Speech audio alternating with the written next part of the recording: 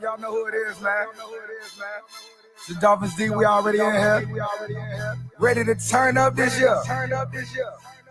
We gon' get it. To Hard Rock Stadium. We gon' defend. We gon' defend. Homie, this side. We gon' defend. Let me hear you say, his squad. We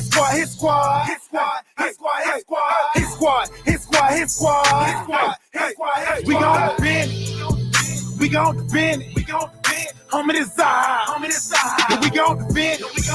Let me hear you say, his squad. I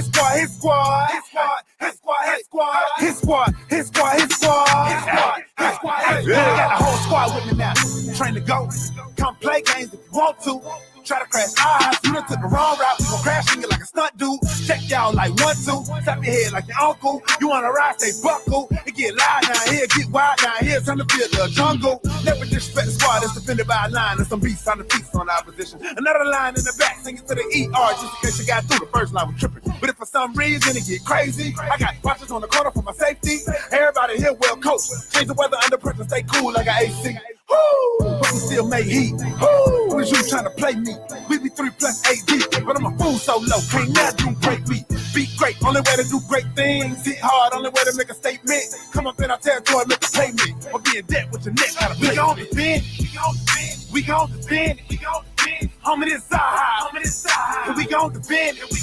Let me hear you say, his squad. We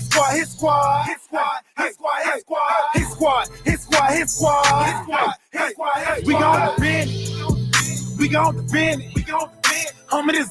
Homie, this side. We gon' defend. Let me hear you say, his squad.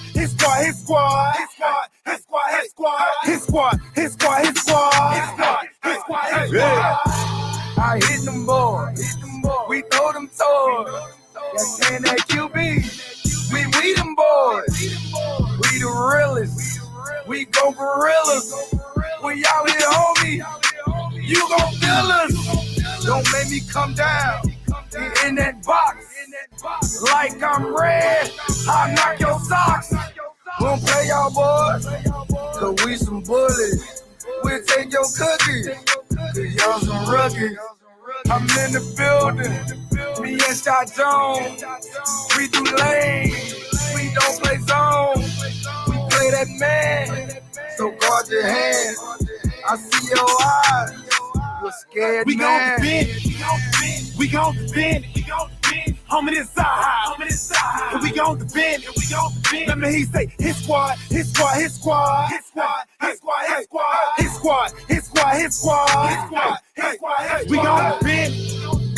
gon' defend. Homie, this side. We gon' defend. Let me hear you say, his squad.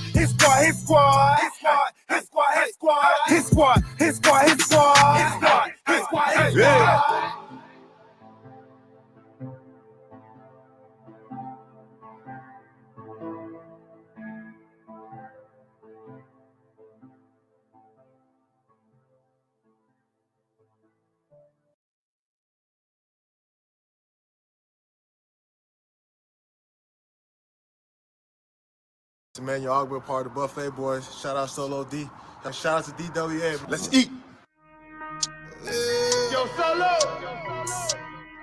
You know they been saying you gotta make a hit squad part 2. But you know, man, we hungry this time, man. We gotta eat this time. Yeah. Back in the beast mode. AFC, we tryna rap up the East Coast. Take shots, fall back, then reload. Get the powder, time to slap up these foes. Anytime we hit the field, then we must play. And these boys my heart, man, I must say. Trying to stay on one route like the busway. Trying to eat teams up like a buffet. Eat the offense like a buffet. Eat the quarterback like a buffet. Eat the running back like a buffet. Eat the wide receiver like a buffet. Eat the O-line like a buffet. Eat the coach up like a buffet. Eat the fan base like a buffet. Stay on one route like the busway. I say and not quote. Go hard or go home is the motto. A pick or a sack is the lotto. Let's cook them like Emerald Lagasso. My bad, Lagasse. Keep going south, that is not me. Hungry for greatness, so I eat. Stay in my zone like a Bobby. Jumping off the edge like Ian Shaq. Straight pressure, never easing back. Protection on the way you gon' get wins. Split through the middle like Wilkins. Got some backers on the back that's gon' back me up. Straight action, we be acting up. Tell Coach Drop his best plan, but it still get snatched by X-Man. Cause we back in the beast mode. AFC, we tryna rap up the East Coast. Take shots, fall back, then reload. Get the powder time to slap up these foes. Anytime we hit the field, then we must play. And these boys going hard, man, I must say. Tryna stay on one route like the busway. Tryna eat teams up like a buffet. Eat the offense like a buffet. Eat the quarterback like a buffet. Eat the running back like a buffet. Eat the wide receiver like a buffet. Eat the O-line like a buffet. Eat the coach up like a buffet. Eat the fan base like a buffet. Eat that one round like a buffet. Eating like a buffet, it be a long day. We ain't gon' play. Get them boys green, no subway. Pick the ball off X and BJ. I don't care about what he and she say. That's nonsense. Check the replay. I work overnight and it's early morning, but I'm turned up cause it's game day. They don't really want it with your boy. O-line really get destroyed. Ex-Patriot, Cal Van Noy. Put him on his butt, hurt hemorrhoids. What's a grown man to a boy? Jam him at the line, dare you to throw it. Disciplined coach Brian Flores. Never getting riled to the boys. Fans better pay attention, even social distance. I got a witness and you know we blitzing, but mind your business. Christian Wilkins on the line of scrimmage. Far from timid, pushing to the limit, revving engine. You know we gotta get it, Nick Needle. You know we gonna pick it, bang it. Take it to the business. Fins up till my life is finished. Say it with my chest cause I meant it. A lie, no why, I admit it. New era, yeah, our division. A win streak, we just keep on winning. So a loser, tell them suck a limit. Bills with the Jets in New England. Miami top dogs where you hear me. Back in the beast mode. AFC, we tryna rap up the East Coast. Take shots, fall back, then reload. Get the powder time to slap up these foes. Anytime we hit the field, then we must play. And these boys going hard, man, I must say. Try to stay on one route like the busway. Trying to eat teams up like a buffet.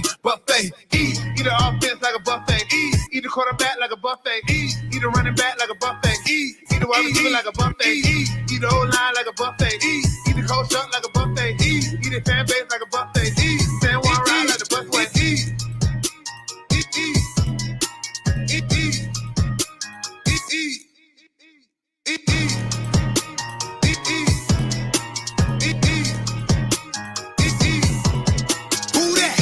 So low, so low, so low, deep.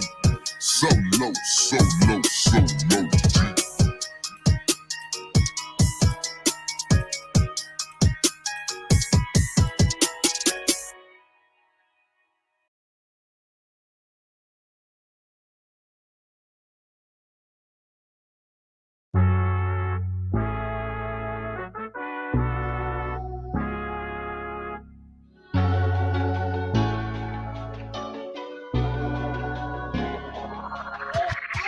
Know the whole city riding. A little early, it's a bit surprising. Business moves, now we enterprising. Switch it up, now we improvising. Go to get in the winter column. Whole squad been trained to go.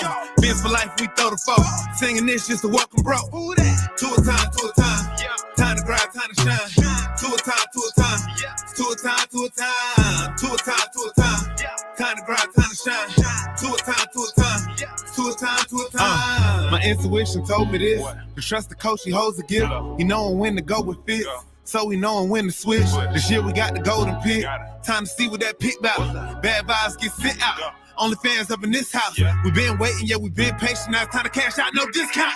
Super Bowl, yeah, we en route. I don't know when, but it's close. I don't wanna overhype, but I just know I like it. So excited, you gon' notice now. You should notarize it. They say tour from that rock. Shout out to Samoa and now it's time to lay the smack down. You think you Dwayne Johnson? Time to be the people's champ. Hit them with the people's elbows, sit together like it's Velcro. You think you could stop us? Hell no, all day I dream about sports. I think I need some Chateau custom with some Dolphins colors, just to let them know we here. Yeah. I know the whole city riding. A little early, it's a bit surprising. Business moves, now we enterprising. Switch it up, now we improvising. Go to get in the winter column. Whole squad been trained to go.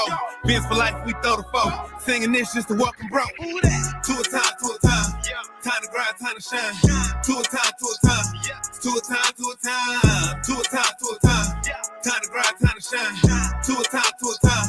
To a time, to a time. To a time, to a time. Really hope he the man. Hope we found us a gem. Like the Heat found Bam. Wanna take time to thank Fitz, cause he put on the show. But the young man up in the whole city know. Time to catch all the blessings. Cash out on the investment. Ball out, don't choke. Fins want all the smoke. Chris Gregg gave hope. Coach flow like sport. Damn arena still a go, but to a man on go. Watch to a man throw. Watch to a man scope. Watch to a man distribute that we never ever seen before. Fans up, let it win. Boy, I'm ready for a ring. Maybe 3, 4, 5, 6. It's damn week, use 10. I know the whole city riding. A little early, it's a bit surprising. Business moves, now we enterprising. Switch it up, now we improvising. Go to get in the winter column. Whole squad been trained to go. Vince for life, we throw the foe. Singing this just to welcome bro. To a time, to a time. Time to grind, time to shine. To a time, to a time. To a time, to a time. To a time, to a time. Time to grind, time to shine. To a time, to a time. To a time, to a time. So low, so low, so low, deep. So low, so low, so low, deep.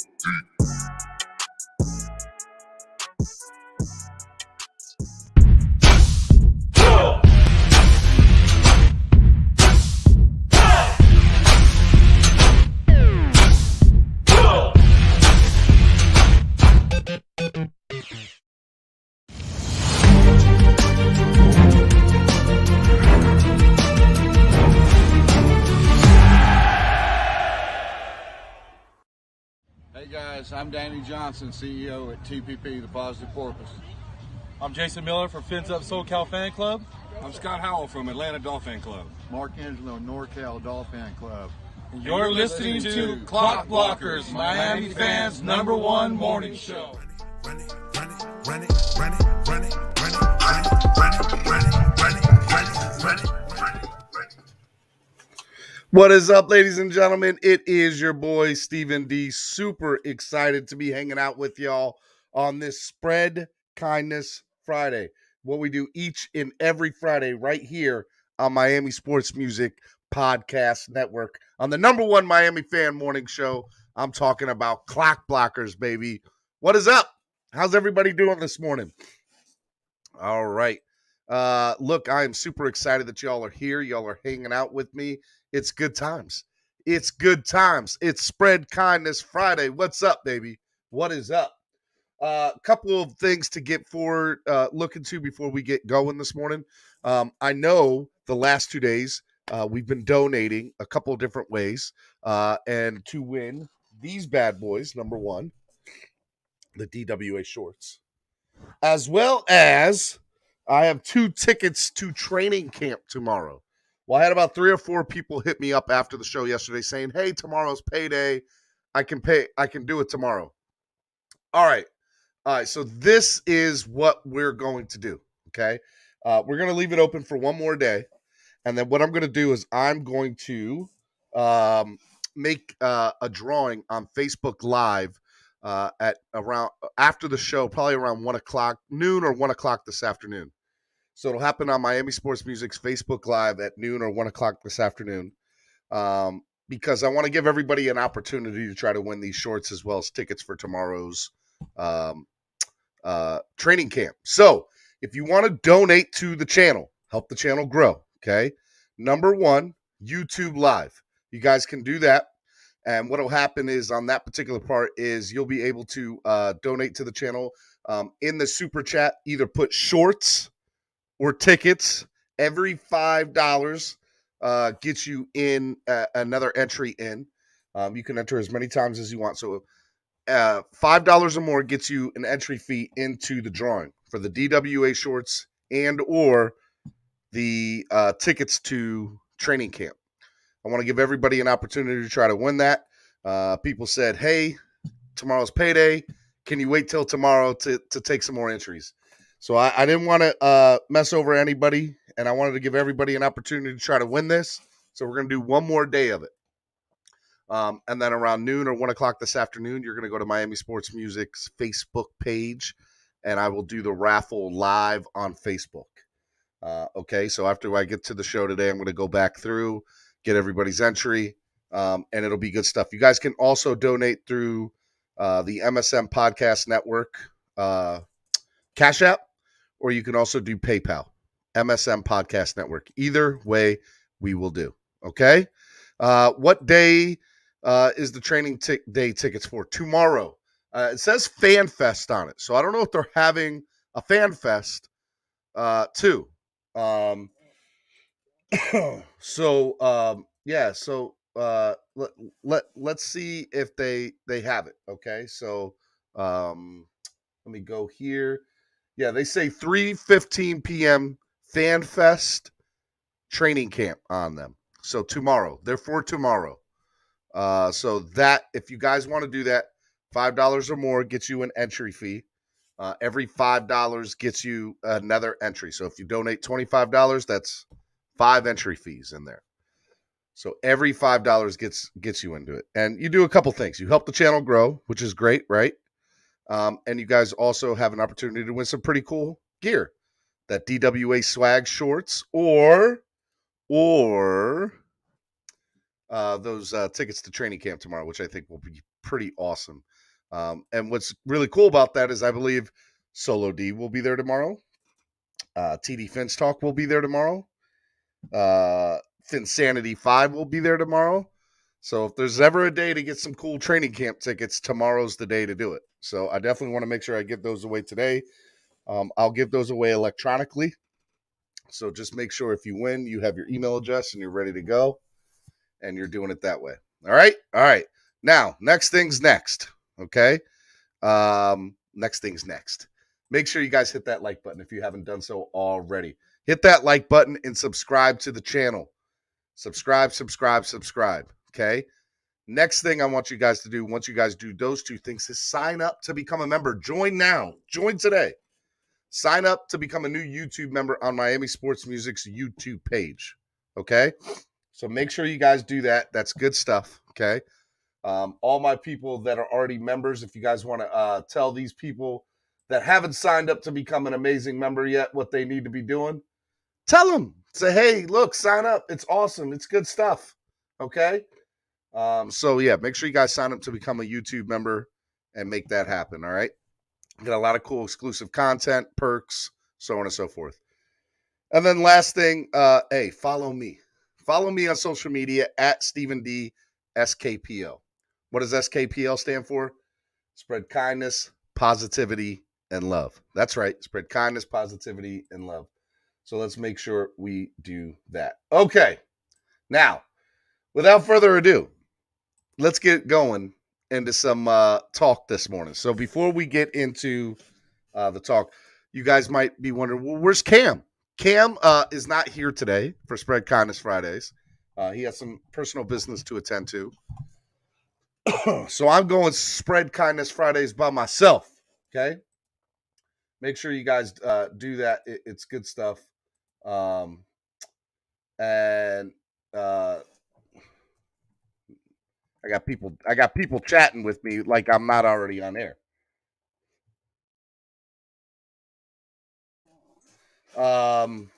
Yeah, so guys, make sure when you guys share everything this morning, that's what somebody's asking me about. I'm trying to share the link on YouTube.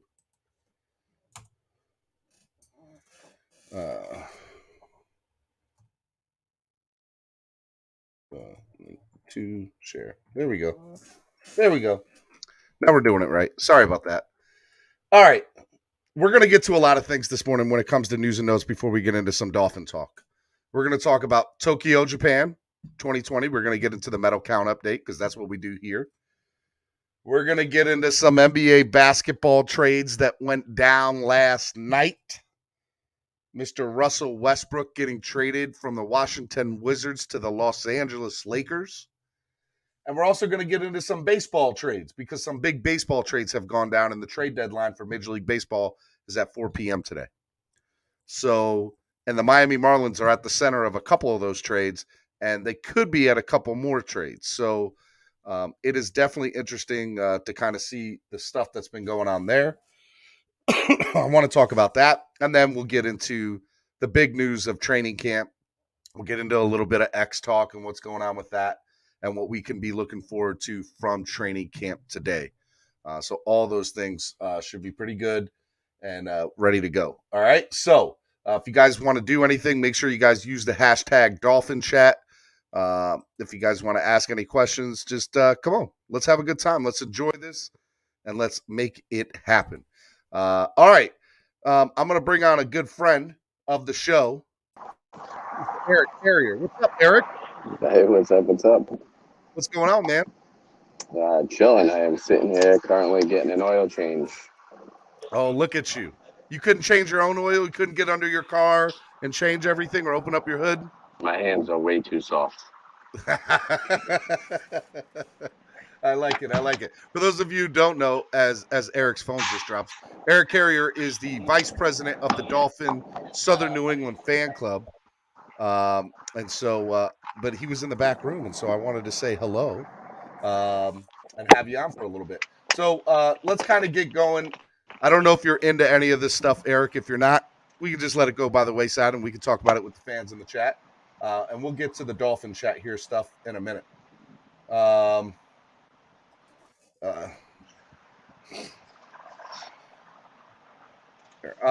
right, so first things first. Whatchamacallit? Let's get into the Olympic count. So the Olympic count right now for medal count is China's in first place at 18 gold medals. Japan's in second place with 17 gold medals. And the U.S. is in third place with 14 gold medals.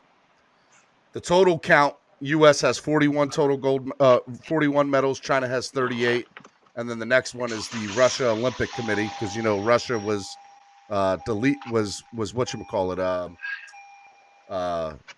expelled because of their stuff, but they still have a team, but it's called the Russian Olympic Committee team. They have 34 gold medals. So that's kind of where we're at. U.S. is down in the medals right now, but there's still another week of the Olympics, so that should be fine. There should be a lot of things there that help the U.S. team kind of get back up and going. The men's basketball team still got a chance to obviously medal. There's still some more swimming trials. You got soccer, you got baseball. There's a lot of things going on.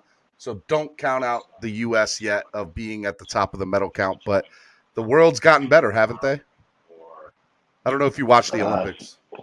I haven't watched much of this year's Olympics. I've really just been too busy at night with Jackson's baseball and softball.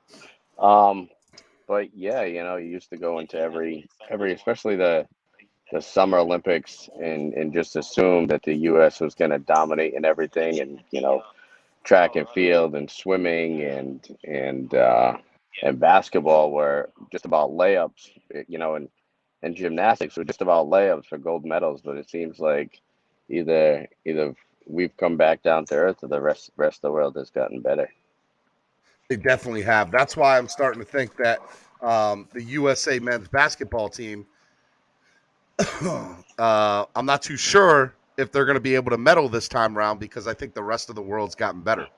And I don't necessarily think that when it comes to the basketball team. I think NBA and U.S. players that the U.S. team should have put together. I don't think necessarily this is the best team that we could have went with. I think not at all. You know, with the Summer Olympics being right at the heels of the NBA playoffs, and these guys wanting to take some time off, and which I completely understand. But you look at the dream team, which teams that, you know, a bunch of guys that all played for each other. I just think you got way too many individuals that are only looking out for themselves and their future brands playing on the team right now. So I wouldn't be surprised if the U.S. falters here again, like they did the other night, especially if they have to play against like Luka, and you know, some of these, you know, France again. You know what I mean? Yeah. It'll be very interesting to kind of see. And the other thing is, 3 of players of that team played all the way through the NBA Finals. Yeah. You know, so I mean, that's always interesting too. All right, that's kind of a good segue to stay into the basketball world, because a big trade went down last evening in the NBA. Russell Westbrook traded from the Washington Wizards to the Los Angeles Lakers for a pretty good package that included Kyle Kuzma. So I find it very interesting because, look, this is you know, Russell Westbrook obviously getting traded from Houston down to Washington, and then he didn't stay in D.C. for very long either. And it looks like the Lakers have gotten better. I disagree. You don't think they've gotten better with Westbrook trade? There's a reason why Russell Westbrook hasn't won a championship when he was besides Durant, when he was besides Harden. The guy is a cancer, and there's not enough shots on that team for Anthony Davis. I'll tell you what, they're going to be able to build a house with the amount of three-point brick shots that team's about to throw my up. Goodness. Wow. And tell me how you really feel. And as a Celtics fan. And as a Celtics fan, I love that Russ has left for LA because now it opens up for the possibility of Bradley Beal headed to Boston to play with his best friend. And who's his best friend? Jason Tatum? Jason Tatum. Yep. The Lakers obviously had to give up a lot to get Russell Westbrook. Kyle Kuzma, Montrezl Harrell, Kentavious Caldwell-Pope, a 2021 first-round pick. So, all those things are very interesting from that standpoint because, they had to give up a lot. Yeah. You don't get, a caliber play like that without giving up the world. Giving up the world. I mean, just look at, I don't want to get into jump sports, but just look at some of the packages going right now in the MLB, to get some of these guys. The Yankees gave up five top 25 prospects for one guy. You know what I mean? You don't get an all-star caliber player or all NBA player without having to trade some of your assets. Well, let's talk about that. That's another good segue because Major League Baseball had a lot of trades yesterday. There's not a lot of baseball fans that are up here. That's fine.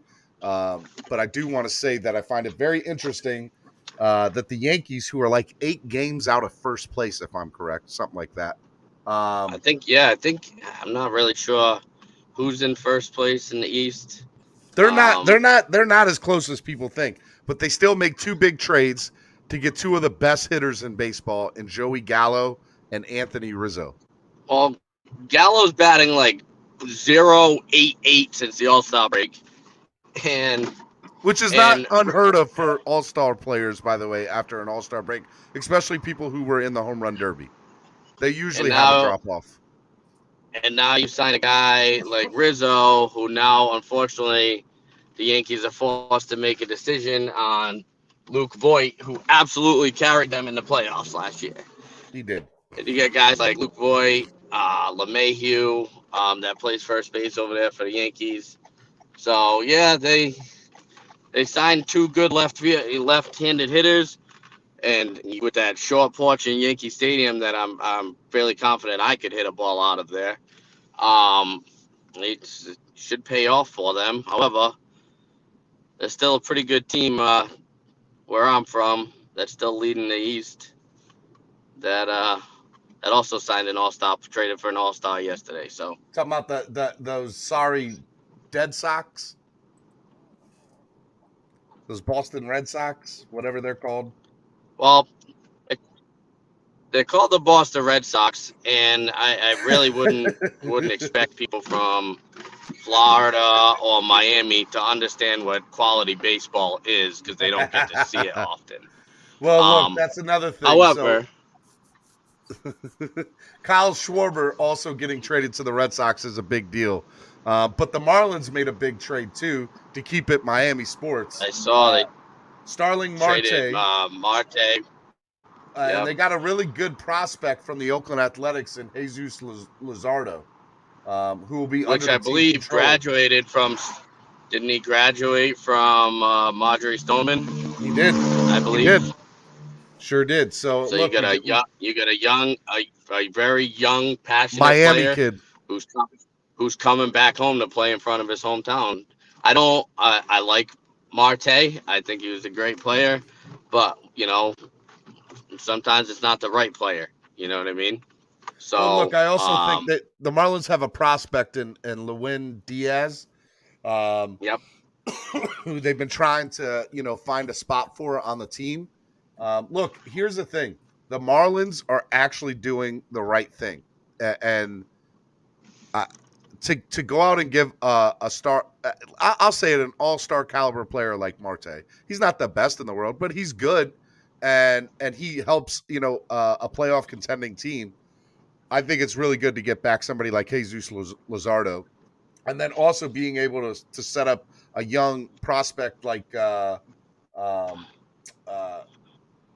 Lewin Diaz an opportunity to play more in the majors, which allows people who want to be Marlins fans the opportunity to see young talent. Yeah, absolutely. If all it takes, you could have a guy killing it in AAA, but unfortunately he's gonna stay there because there may be a logjam at that position. So sometimes you take the risk, you move a guy to bring that kid up and let him develop. I don't know where the Marlins stay in the playoff race, but if they feel I don't think they're there yet. I think the Marlins are still a year away. Now's the time to see what you have. I think the Marlins are still a year away. I think the Marlins are still about a year away from really being good, but they got a lot of young pitching, and I don't think they're done yet. I still think there's another trade or two that might happen before 4 p.m. today for the Marlins. So we'll keep a close eye out on that. And so that'll be really interesting. All right, enough about baseball, enough about basketball. Let's get into what everybody's here to talk about. I'm talking about Miami Dolphins. I'm talking about DolFan Chat because I think that's why a lot of people want to be here in the first place. So I haven't had you on yet. So let me get your initial reaction from Xavien Howard in that whole situation.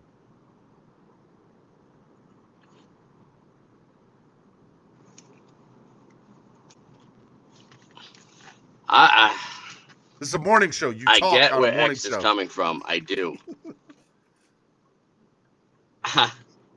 I get where X is coming from. However, to say he felt like he's been done wrong by the Miami Dolphins is absolutely a horrible take.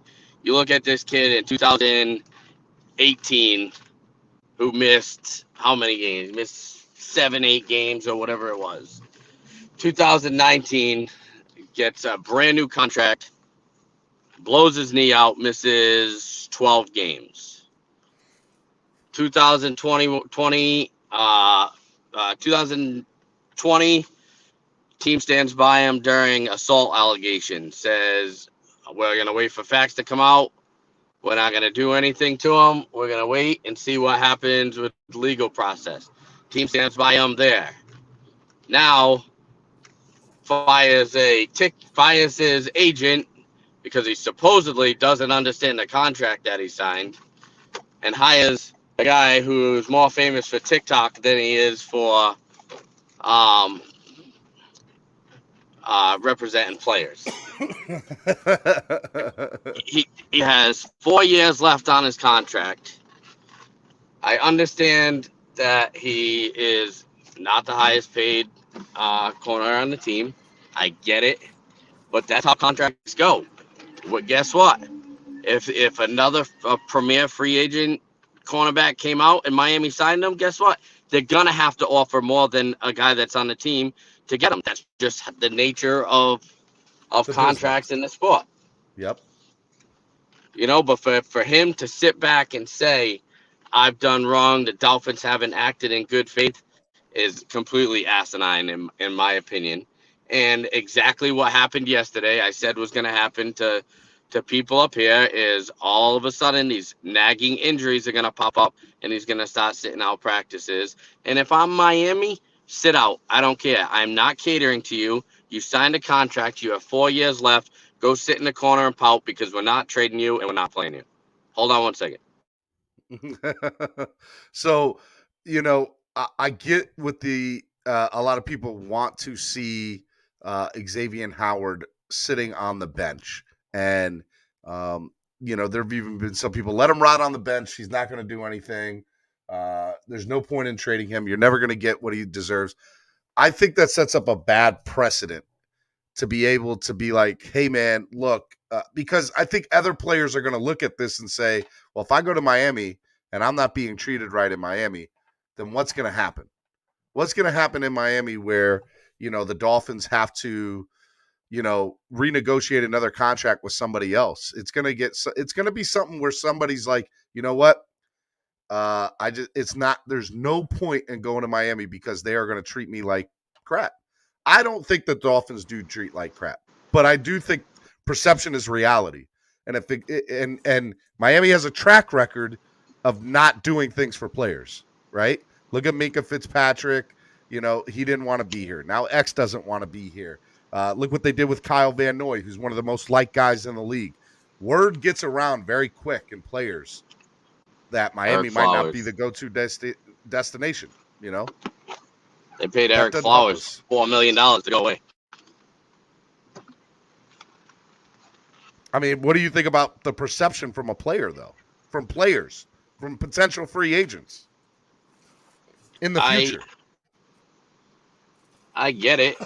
The Dolphins have a history of walking away from players early in contracts, but that's where the double-edged sword comes in. You either play the business side, or it's like I said, it's a business, and the Dolphins' business is keeping the players that they want. If they felt like Van Noy, I liked Van Noy, but he really didn't do that much for Miami. He was hurt. He was only here 1 year. He never had a chance to do that stuff for Miami. He was here at the end of the year. He missed some games. From what I gather, wasn't over a big injury, but I get it. It's their bodies, it's their money makers. They felt like they need to sit out. They sit out. But in flow we trust, right? Yes. In flow we trust 100%. And Greer too. But the fan base is split. I've been saying this for a while. The fan base is split.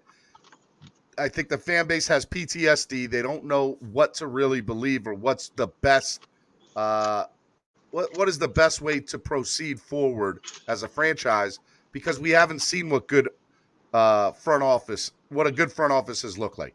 We haven't seen what a playoff football caliber team has looked like for the Miami Dolphins in years. And I think that plays a big part, because you look at moves that the Dolphins have made in the past, and it's always come back to hurt Miami. So I think what may be the best move now, Dolphin fans just automatically assume no matter what we do, we screwed up, we let go a instant Hall of Famer who's going to go off and have 65 sacks and 38 interceptions this next season. You know what I mean? So every exaggerating player, a little bit there on the numbers, but yes, you're right. That's how every player that we let go is the best to ever play their position in the eyes of some Dolphins fans. And then every single player that becomes available, Miami needs to sign. So it's our fan base is always going to be split, just due to the fact that our history.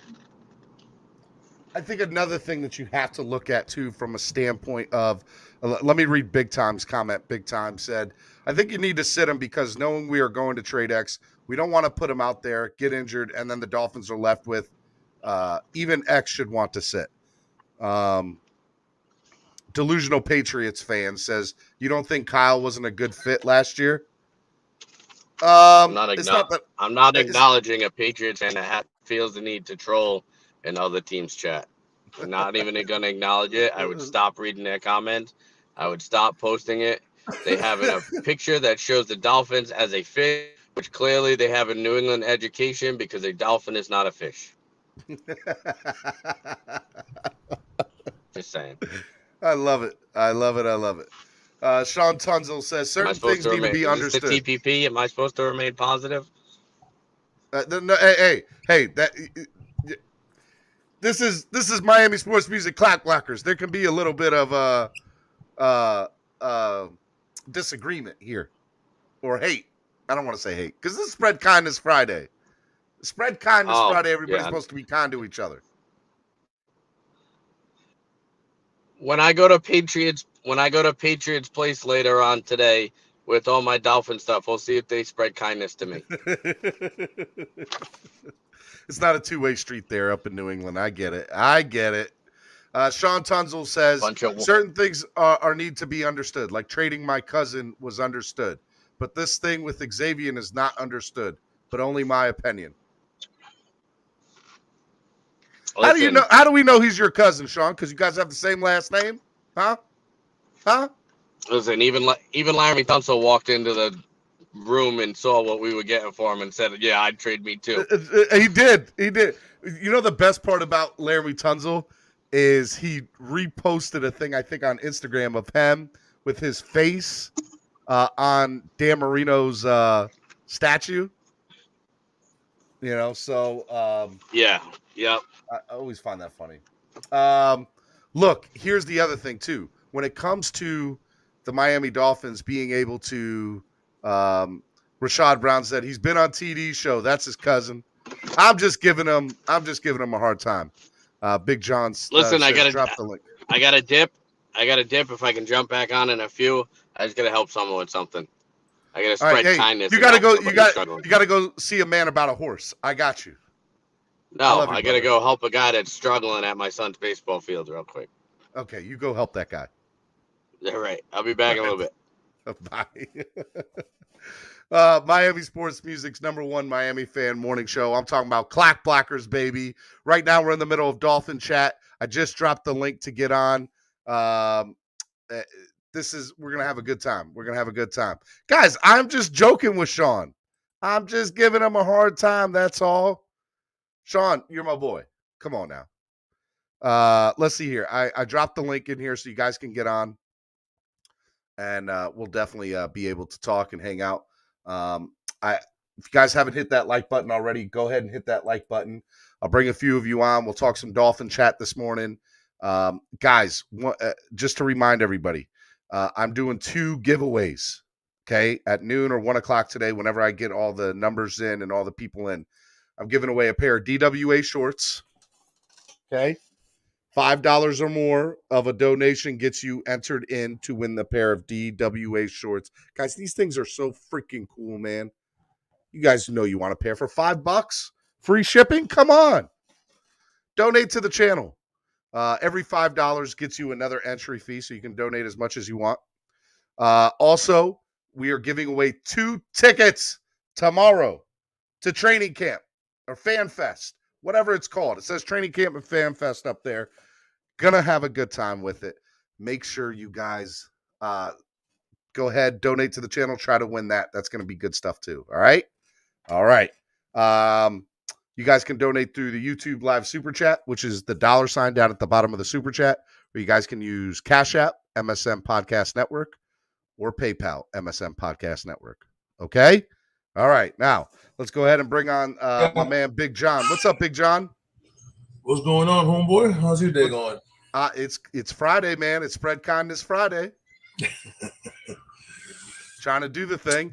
I'm also going to bring my man on Lakers All Day. What's up, Lakers All Day? What's up, man?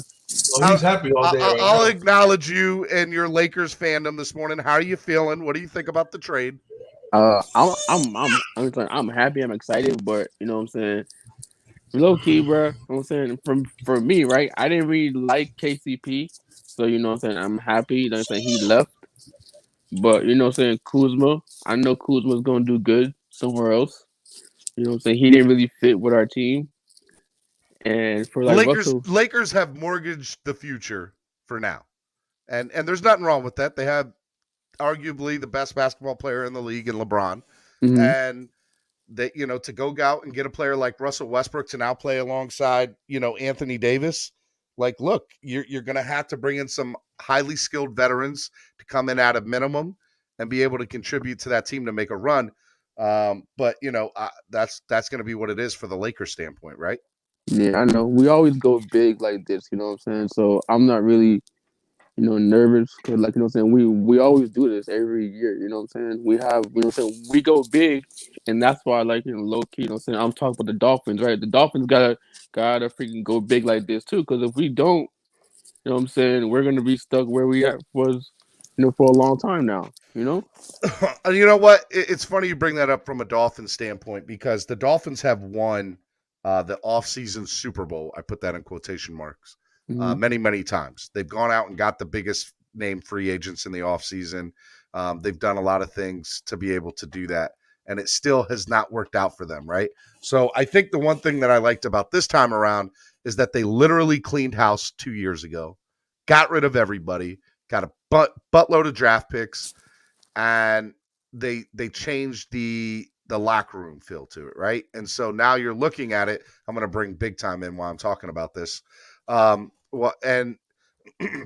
basically what you see here is a new culture, new era, new way of thinking. And my hope is that it's the right way. And I think that, again, as we've been talking about for a week here, we have a fan base that has PTSD, that doesn't understand what winning looks like, that doesn't understand what good football is, because we just have not seen it. We haven't seen consistency. We've seen it from afar. We've seen it with other teams. We've seen it within our own division. But how do we do it here? And I think that's the question. What's up, Big Time? What's up, fellas? How you doing, man? I'm good. Good to hear from you, man. Good. Happy Spread Kindness Friday to you. What are your thoughts on everything, man? About the Lakers or just about Miami in general? whatever it is that's on your mind, man. I'm a Lakers fan until I die, man. And I like Westbrook coming here, but I just don't, we need perimeter shooters. Our defense is not all that great, but I mean, I'm hoping that, Westbrook can bring his talent, but I don't know. We'll see what happens. We'll have to definitely see what happens. It'll be a fun NBA year. I'm not a Lakers fan. I'm not a Lakers fan, and I have more faith than you guys do. I mean, let me explain real quick. First of all, Russell Westbrook, even though he doesn't shoot, he is a animal. He grabs more rebounds than anybody that plays the guard position. He's gonna get you guys in transition. He's gonna get off the ball because LeBron's gonna have it 24-12 because he never passes the ball. He's a great passer, but he passes the ball, but he's the point guard. So LeBron has it on one side, he penetrates. It's gonna be like when you had when LeBron was here with Dwayne Wade. LeBron's gonna go in, pass the ball, Russell Westbrook cuts, and he's gonna score. You guys got no issues. You just gotta get another shooter now. Nobody's questioning. Nobody's questioning his talent or what he can do. I mean, everybody knows he's a beast. He's basically, the Allen Iverson of who he is today. But I mean, I just don't think his IQ level on the floor is as good as it could be. He's gonna get you those. He's gonna get you those points. He has no problem driving to the floor or questioning that. But if you expect him to be on the perimeter while LeBron is going to be the one who's running the floor or holding the ball, we don't want Westbrook on the perimeter outside. You want him basically running around. So I don't know, man. It's like I said, I think they need a couple more. They need a couple more pieces. They need a couple. I didn't say on the perimeter. I said cutting to the basket.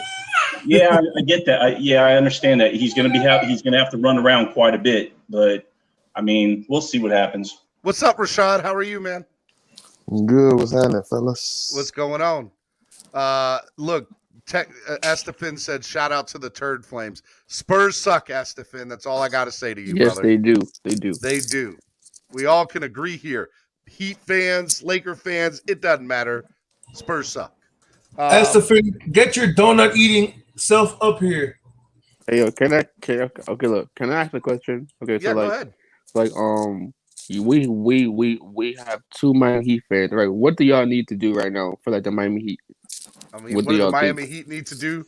Miami Heat needs to do a lot. Here's the thing: we live in a totally different world now, where NBA is pretty much won by super teams, right? Mm-hmm. And it's very rare what you see. What happened in Milwaukee? Milwaukee kind of did it the right way. Now, I'm not saying Milwaukee didn't make trades for big name talent to bring it in, but look, they didn't have another superstar besides Giannis, right?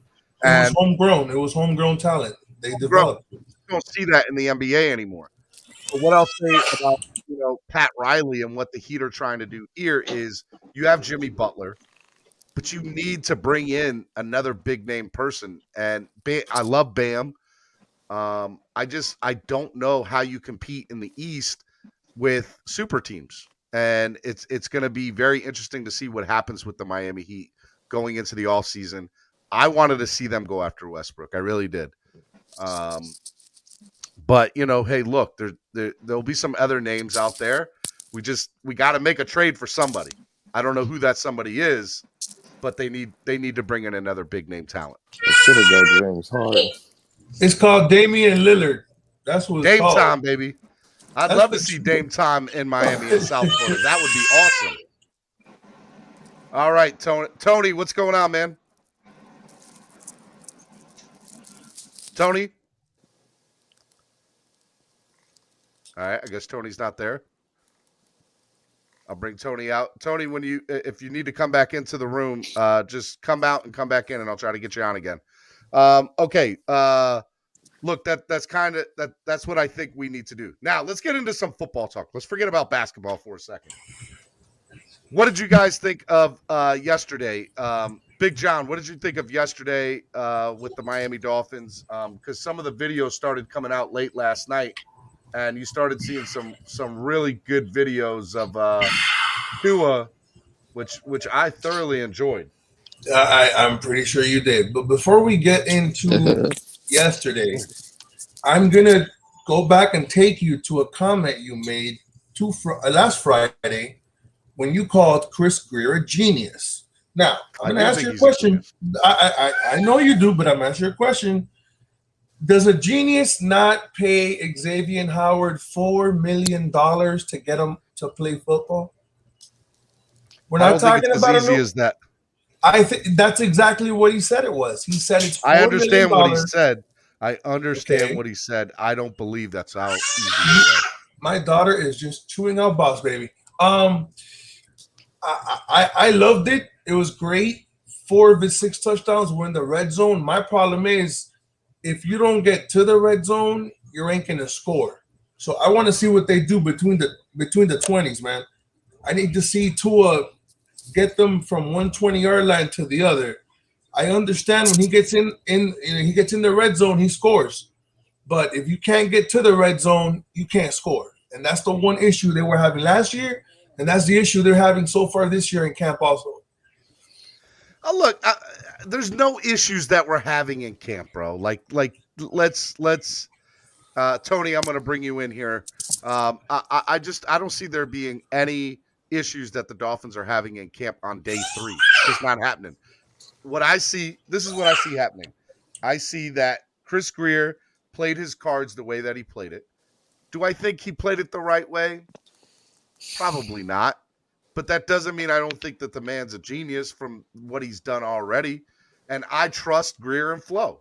And if they decide that paying an extra $4 million, whatever it is not worth it, then who am I to say until they start losing? Which since they've been together, they have won. They cleared house. They started winning after they cleared house. Then they had the season that they had last year. And if they have a better year this year, I don't think any one of us should question them. And that's fine. But the only reason why I bring up that question is because I want to give you a perspective. People don't think about this. We paid Eric Flowers $6 million to go play for Washington, and we cannot pay our best player $4 million. That to me, I understand what you're telling me, but that to me makes no sense. You pay you literally. It's not about the principle. It's the precedent that it sets with Howard. You don't have to. You don't gotta set a precedent. You can say, listen, we're going to give you a $4 million bonus for almost becoming Defensive Player of the Year. We're gonna do right by you. We're gonna do. You don't even have to call it a precedent. We're giving you a $4 million bonus for getting 10 interceptions, doing something that hasn't been done in 20 years. Almost 30 years, 1970 something, becoming Defensive Player of the Year and leading our defense. I think if it was easy as $4 million, this is just me, I think it would have been done. Yeah, it's not about the money. It's not about the money at all. I think it would have been done. Well, let me explain something. I think it is about the money, but it's not about the money. Let me explain. I think if he wouldn't have gone on the podcast like he did and disrespected, and I guess Flo feels disrespected the same way he feels disrespected. If he doesn't go on that podcast, I think that $4 million and it's done. Because they told his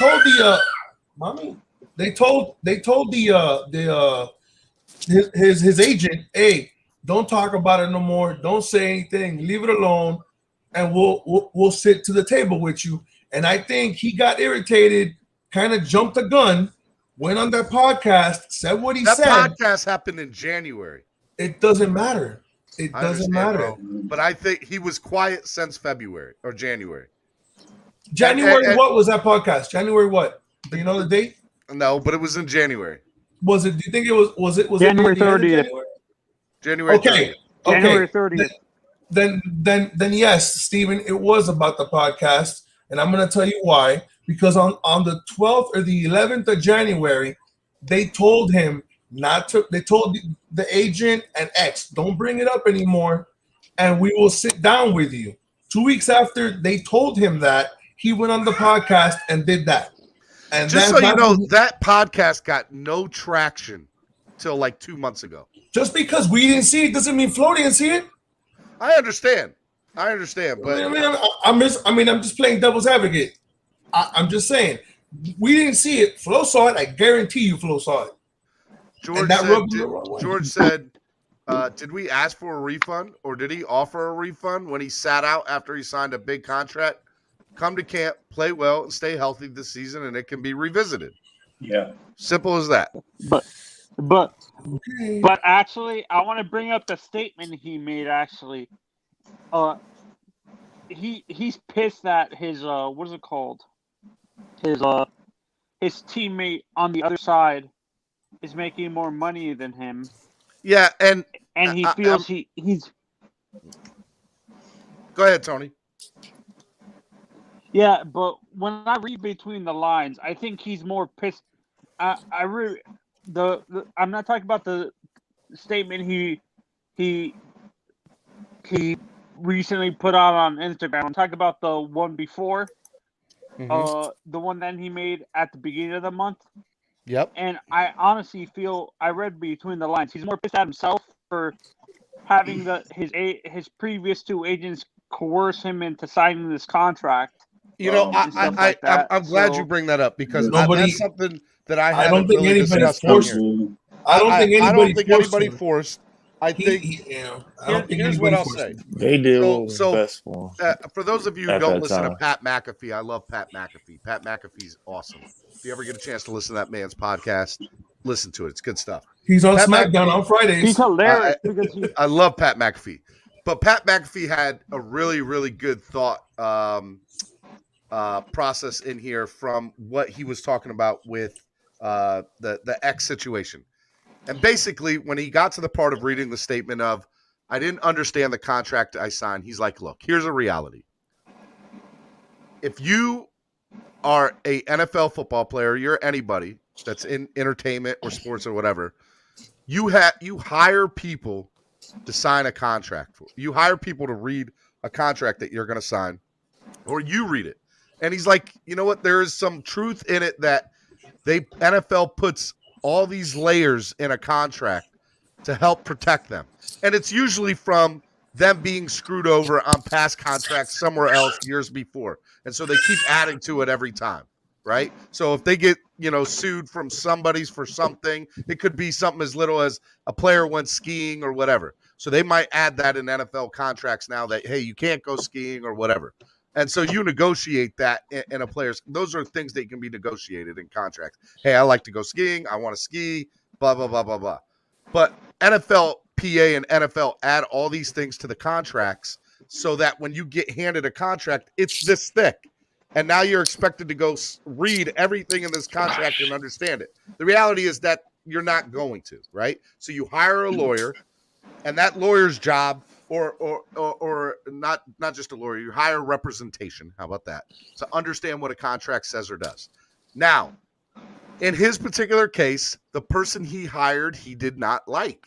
He didn't understand something in a contract or whatever.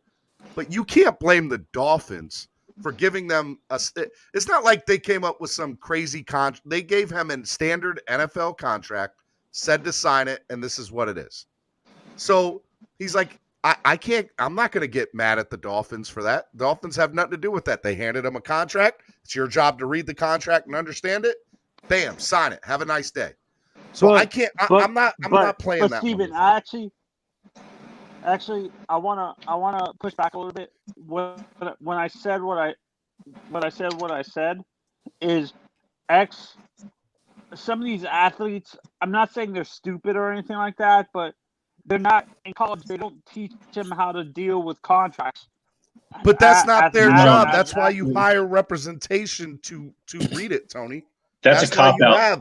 Yeah, that's a cop-out, Tony. I got a question for you, Tony, and I'm going to push back on you. You sat there and said the reason why X is mad is because of the other guy on the other side that's making more money.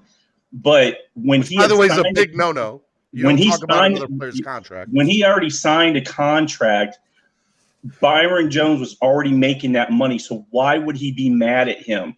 Let's be realistic. Let's be real here. X wants his last hurrah before he retires. He wants that big payday. And why are we going to pay a guy that's played one good season and now everybody's crowning him to be this top dog? If you want to crown him, then crown their ass. I'm sorry. He needs at least one more year, and he's not willing to do it. While another guy on the team took a pay cut and he's betting on his ass to do well. I'm sitting there saying, who's the man? Look, I want to. But but ahead, big Tony. time. Actually, I want to actually push back on what you just said. When it comes to the X situation, I understand he was the highest paid corner at the time, but he's mad that guys like Jalen and Byron Jones are getting paid more than him now. I don't think Jalen has anything to do with it. I think it's Byron. But I do think he thinks he's the best corner in the league, which, by the way, I have argued that I think he is. That's fine. We can argue. I think that's an argument that anybody can sit there and have. That's fine. It doesn't matter. But what I'll say is that but the reason why I said Jalen, I'm an X fan, but I'm taking my feelings as a Dolphins fan out of it. I think the reason why Jalen is the highest paid and best people say he's the best corner in the league is because he has been consistent and he has stayed healthy. So that's the reason why people overlook Jalen Phillips is you fine. agree with Jalen me? Phillips. I don't. No, but I Jalen Ramsey. I understand. Ramsey. I said Jalen Phillips. My bad. I meant Jalen Ramsey. That's fine. I don't agree with you, but I understand where you're coming from. I think that here's the thing. Jalen Ramsey has a little bit. It's not like he's way ahead of X. Jalen Ramsey's played, 85% of the snaps that he has been in, or 90%? He hasn't missed any time or little time. X has missed 40% of his time and still has almost as good as numbers as Ramsey. So I think X is better than Ramsey, just my personal opinion. Now, aside from that, I don't think him getting paid more than Jalen Ramsey or anything like that has anything to do with him being upset. I think it has to do with the guy playing on the other side of him, Byron Jones. And I think it has to do with the way the Dolphins have handled it. The way the Dolphins have handled it is business. And there's no emotion to it. What he wants is I'm going to tell you what he wants. I want you to put your arms around me, tell me you love me, and you want me to be here. Dolphins haven't done that. And they're not going to do that. But who says that they haven't him? It's X that sat there and said it's X that sat there and said that they haven't contacted him and they haven't done this and they haven't done that. But that's only one side to the story. I agree. We don't know that the Dolphins haven't done this and pushed along, and yet he's asking for the moon. And I just think that there's a little bit more going on here. And again, there's 100% more going on. There's more to the story than we know. again, I'm not sitting there saying you shouldn't pay him. I'm not saying that he's not worthy of that. I think he's worth. Let's get something straight. I think he's worth the $4 million. 100%. I think he's worth 18 to 22 million a year. I have no problem with that. Let's get that right off the bat. But I understand you signed a contract, play out your contract, do another good year. Let's come to the table again. Have good faith. I mean, maybe he's asking for more than that, Steven. I'm saying he's asking for 26 million. He's saying again, you're never going to know. The Dolphins are never going to come out with another statement. Yeah, saying, "Hey, no, this is really what happened." They're not playing that stupid game. They're not going to do that. So the reality is, he's going to stay on the bench or stay in camp. Go ahead, Tony. Go ahead, Tony. But what I'm wondering about this situation, the contract. Can you hear me? No, you're breaking up. Hello? Can you hear me? Can you hear me? Yep, I can hear you. Go ahead, bud. Hello? Can you hear me? All right. Tony, I'm going to take you off. Come back in when you go out and come back in again. As I said earlier when I was in chat and I come up here, I said that they need to sit him. And I think in both cases where they were talking about him having more leverage now compared to the Dolphins, I think still the Dolphins had much more leverage than him, but he did have a little bit of leverage, and this is the leverage he had. I also believe that you, as an organization, if you're trying to move him, and then he comes out and he sits there and says, you know what, I'm pressing buttons. I'm ready for this thing to be done with. If they want to move me, then they're going to move me quicker than they think that they want to move me. So I'm going to go ahead and go to the media and push this out there quicker. And my thing is that, why not go ahead and do that? But the other part is, if I'm the coach, I don't want him to play. I don't want him to be, if he's out there in uniform, that's fine. But I don't want him to be doing anything, because that forces the hand to where if he gets injured, then he's worth nothing to us. So yes, we have to sit him, unfortunately, for business purposes, so that we can push him with the amount of money that we think we can get out of him. I agree. 100%. Here's another thing I think you have to consider too. You have to worry about, right? If the Dolphins sit here and say, hey, you know what?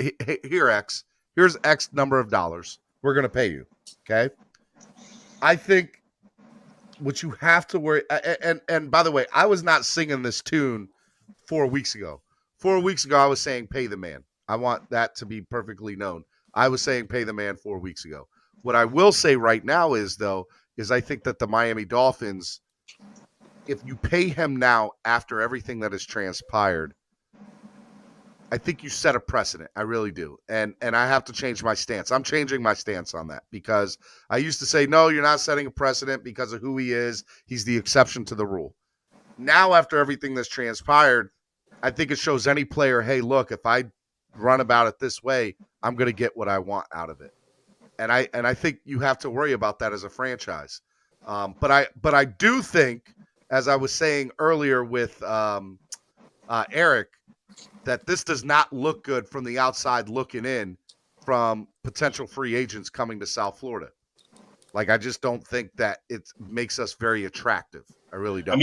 Are they, Steven, are they doing that to every free agent? There's only a few that it's happened to, and there's always a story of backing behind that. So I'm not sitting there saying that you don't have any meat to that, but then again, it's like, there's no player above the team. Unfortunately, I feel. And when you put that player above that team and they don't perform the next year, then the organization looks dumb. And then, of course, the fan base is saying, you're so stupid. You should have held your ground. And I don't know. I get what you're saying, though. I get it. Look, my stance on it was different a little bit ago, or a couple of weeks ago. I was saying pay the man. Don't worry about setting a precedent, because Xavien Howard's an exception to that rule, and I think players would understand that. And I don't think another player could walk into office and say, well, Xavien Howard did it. They'll be like, hey, look, this is what it is. You can't do that in Xavien Howard's situation. Real quick, Miami football talk. No, I did not do the drawing. I am keeping the drawing out for one more day.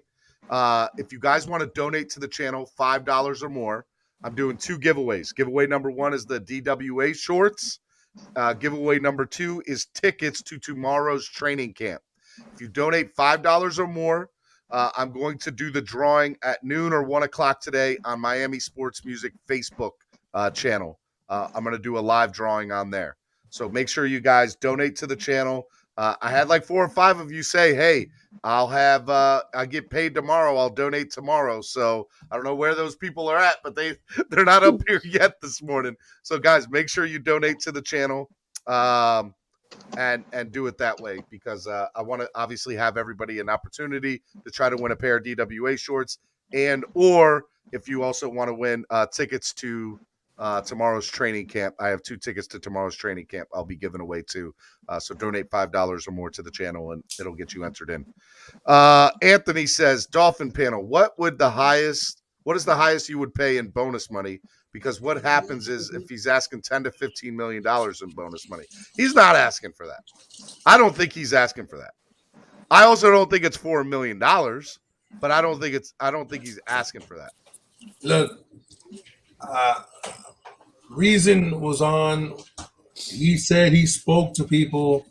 Xavien Howard wants either $4 million to be transferred from 2022 or 2024 to this year's contract, which would give him $16 million and some change for the season. He'd make a little more than Byron, or guarantee him next year's contract that isn't guaranteed the money for next year. So it is about $4 million. And even Reason was like, this is crazy. You're going to change the entire dynamic of a defense by not giving your best player $4 million. If Aaron Donald would have almost won Defensive Player of the Year, and Aaron Donald wanted $4 million, the Rams would give Aaron Donald $4 million. True. We're talking about star to star. I know they play different positions, but they're both stars. I don't understand that. It doesn't make sense. But that's what they're doing. I personally, based on the highlights we saw yesterday, there are no problems. But every time they throw at Benogany, somebody's scoring a touchdown in the red zone. So, I don't know. So Byron Jones makes like over 16 million, and then you have X that makes a little over 15. And you're talking about giving. You're talking about adding another $1 million to that, and then you're saying $4 million is what is actually he's asking for, and that's good enough. Now, if I'm in X's shoes, I'm definitely asking for more because I know my time is limited. So $4 million is not going to be good enough for me, and I'm not even in the shape for what he's doing. So just me, he's asking for more because I would be asking for more if I could do what he's doing. Let's talk about it from this standpoint. Let me ask you guys a question. If it's this easy, which I don't think it is, by the way. Yeah. But if it is this simple, why the hell hasn't the Dolphins done this yet? Yeah. Can y'all answer me that? I can answer. Well, you already know Brian Flores' ego, bro. I'm telling you, people. I'm telling you. Look. If you think, here's your thought process. I've heard you say Big before. John, who's paying him? Who's paying X? I'm just curious. The Dolphins. No. I understand where he's getting paid from, and that's fine. But I have a question, and I'm going to tell Steven. If you honestly think, okay, that Brian Flores has no input, okay, and you think it's just Chris Grier, you're out of your mind, bro. Time out. What have I said for the last few weeks? They are a pair. They make decisions together. Yeah, but I think the other day, you said that, if I'm not mistaken, you sat there and said, well, Brian Flores got nothing to do. If somebody on the panel said Brian Flores got nothing to do with the money, I thought it was you. They do it together. I said he has nothing to do with the contracts of how the numbers work. I think if he went to Chris Grier and says, I don't want this guy on my team, he doesn't get paid. I don't think he went out and said, hey, give him the $4 million. I think Grier's smart enough to make that decision on his own, which means there's something more. There's something more behind the scenes that is not being said. Yeah, exactly. They asked do you like somebody told Reason somebody told them behind the scenes Brian Flores likes Xavien Howard the player. Brian Flores cannot stand Xavien Howard the person. And I guarantee you that podcast, as much as we think it didn't ruffle feathers, they don't like that. Brian Flores has never even liked Tua, and that's something that was told to reasons behind the I've scenes heard this too. story before, and I do not believe it. You don't have to believe it. It's true. I don't want to believe it either, but it doesn't make it false. I'm gonna tell you right now, if Flores doesn't like X and he doesn't like Tua, who are, by the way, polar opposites people. Like, you don't get any opposite than X and but he doesn't like them for different reasons. It's different reasons. He doesn't. But why? But I so I get that. But they why would not are you have drafted him if he did not. That's not true, Stephen. You know that very well. No, I do. If Stephen Ross has nothing to do with making the plays on the field, making the calls on the field. Can I tell you why? Can I tell you what Stephen Ross does? I'm going to tell you what Stephen Ross does, and this is why I love getting up here and talking to you. Yes. Listen. The Dolphins have twice, not once, twice, passed on a 6-foot quarterback for the prototype quarterback, okay, and not gotten anywhere. They passed on Drew Brees because of the injuries, and then they passed on Russell Wilson because they were going to get a coach, and the coach said, if you hire me, I'm going to draft Russell Wilson, and I will get you a championship. And they said he's too small, he can't throw, he's not tall enough. That's why when he saw Tua and he liked Tua, he said, we're taking that guy. Everybody wanted, even Dan Marino wanted Justin Herbert. He said, no, I want Tua. And if I want Tua and I'm the owner, I don't care if you're working for me, you got to do what I say. I'm telling you, there's no way in blue hell that happened. Okay. No way. All right. Yeah. Oh, okay. I doubt that. I hear that Brian Flores wanted Herbert so often. I believe it. For someone who doesn't speak up at all, I want to know who knew that after watching Brian. What's his name? Herbert's tape. After watching that, I'm telling you the but what you have to realize. I'm sorry. Talking about the view of Justin Herbert coming out of college was so bad. People didn't want him. They looked at him like he was Rosen. Yes, that's the crazy part about it. Yes, Stephen, but you're missing one point. Because let's get another thing straight. We never heard that rumor, not even one time. Brian Flores doesn't speak. The season that Justin Herbert has had. That's when we heard that happened. Who and where did someone discuss there was a separation between quarterbacks? Like, that rumor came up after Herbert's season. Like, I don't believe it at all. The only reason why everybody was high on Herbert was because when they went when they were practicing, he closed the gap on everybody because Tua was injured. Tua wasn't playing, and he closed the gap. That's the only time and the only reason why people started to. Big John, bro, I love you. We're gonna disagree on this till but that's fine. Disagreeing is fine. I don't have a problem with disagreeing. I'm telling you, Stephen Ross is not Jerry Jones or my man Al Davis. He's not making calls on the personnel of this team. Okay. Listen, did he not want Lamar Jackson and they didn't take him? I have a question. Then you're making my point for me. My point is they didn't take him when he wanted Lamar Jackson. He said, you didn't take who I wanted. Now you're going to take who I want. No. That's my point. No way. Okay. All right. No way. It's fine. Okay. No way that ever happened. Miami Football Talk says yellow and blue and green. Steven, if we pay him and he gets hurt in the first game and we didn't pay Agba because we didn't have the money, how would you feel? I wouldn't be upset if we paid him and he got hurt. I think that's the gamble we took. We know that he can get hurt. We know, but I think here's the thing.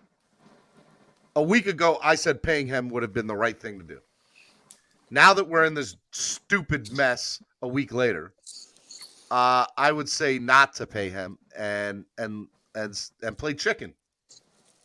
You do that. Yep. And here's the reason why.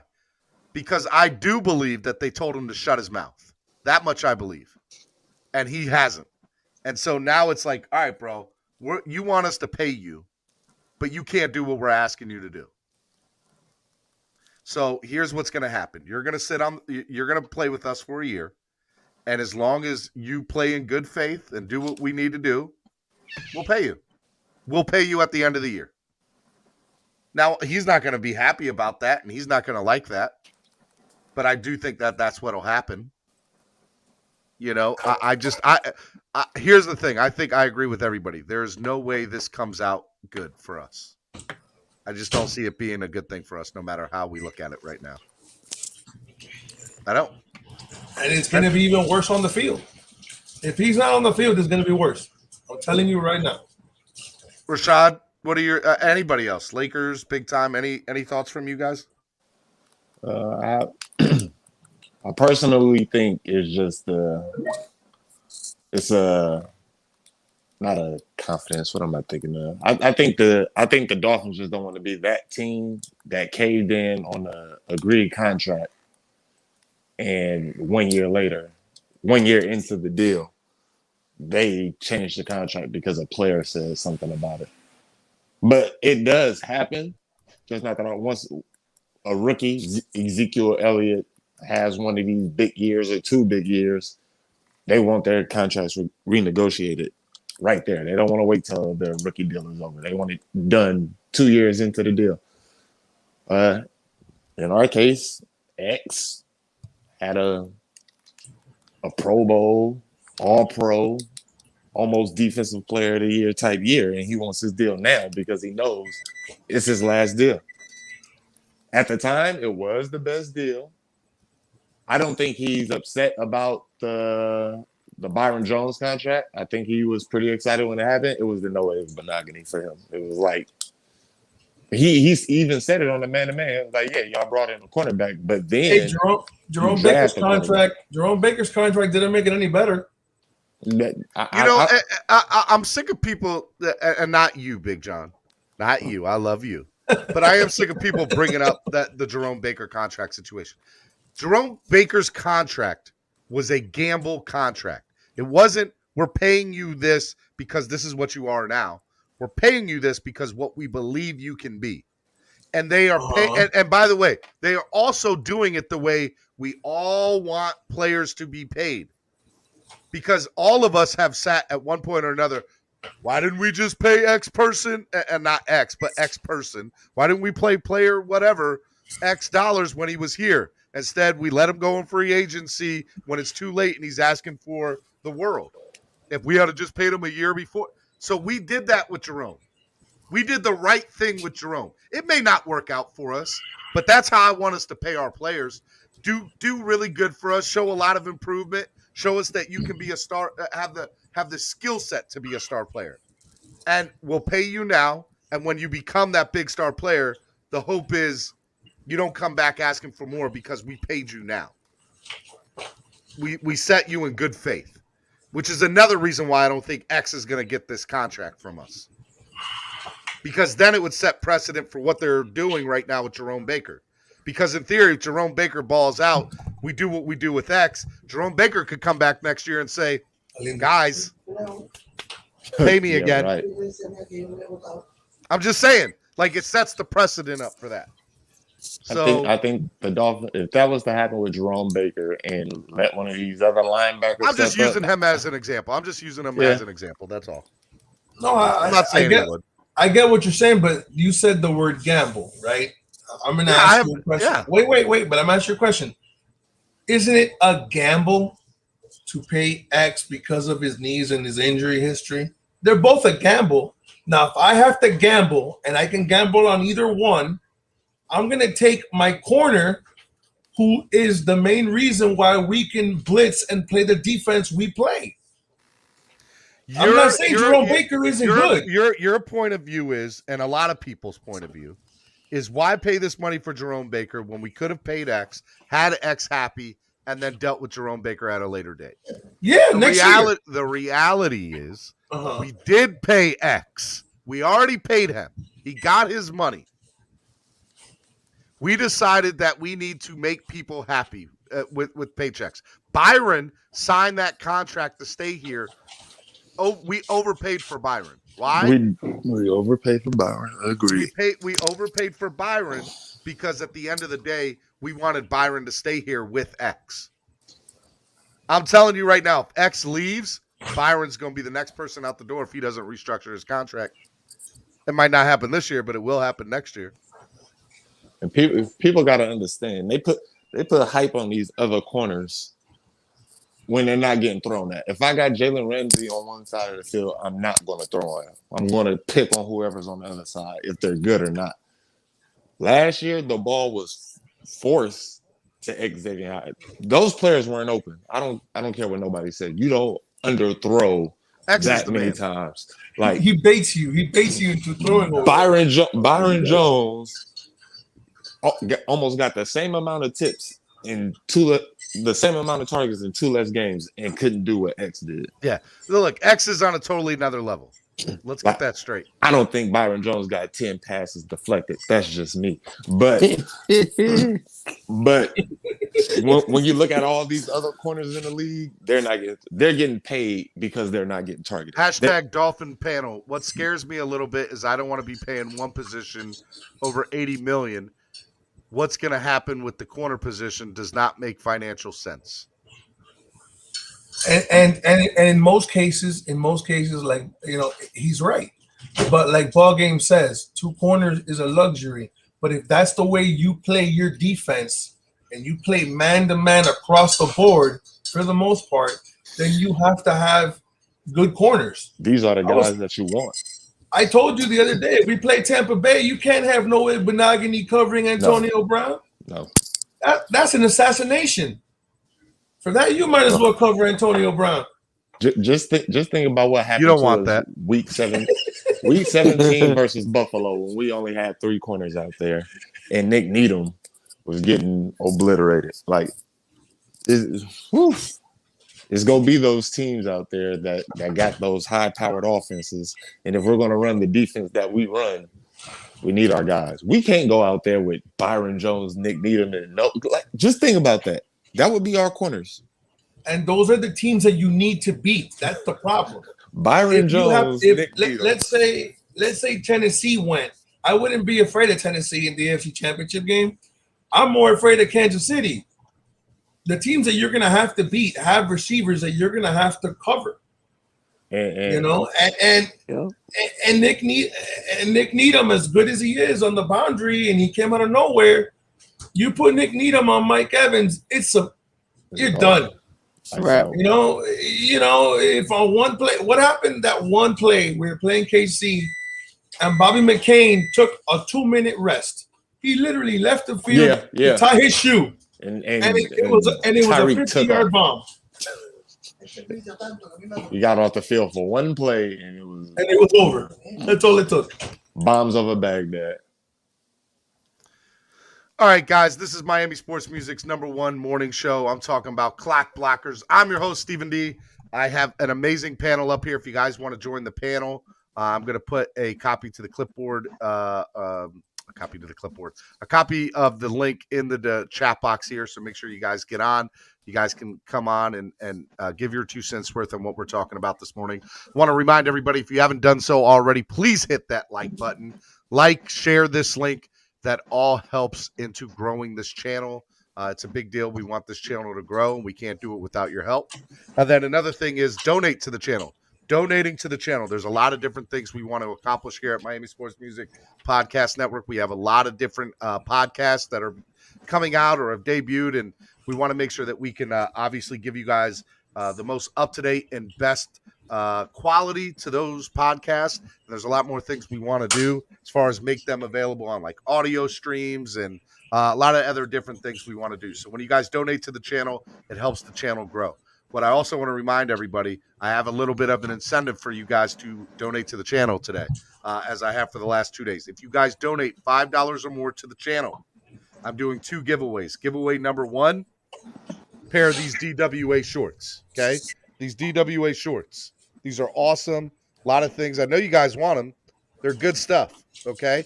So make sure you donate to the channel. You guys can enter to win a pair of DWA shorts.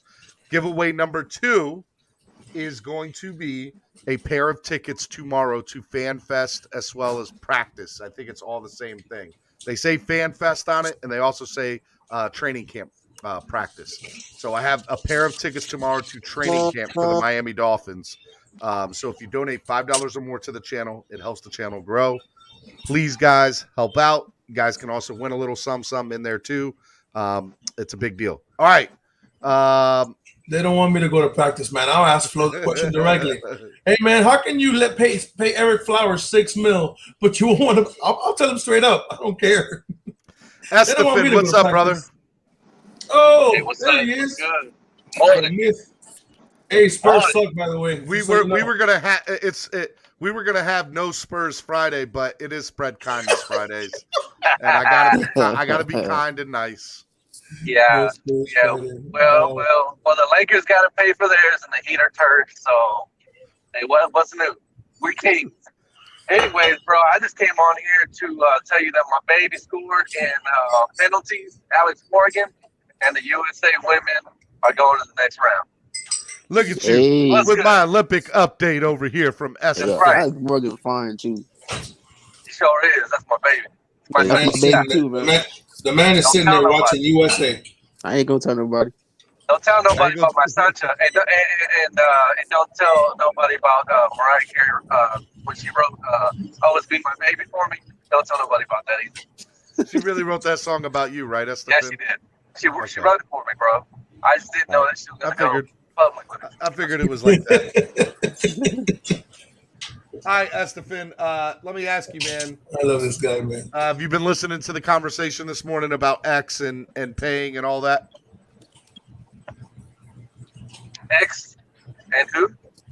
X and paying him and what you think we should do there? Oh, paying him? Is that what you said? Yes. Where are your headphones at? Put your headphones in. Hold on.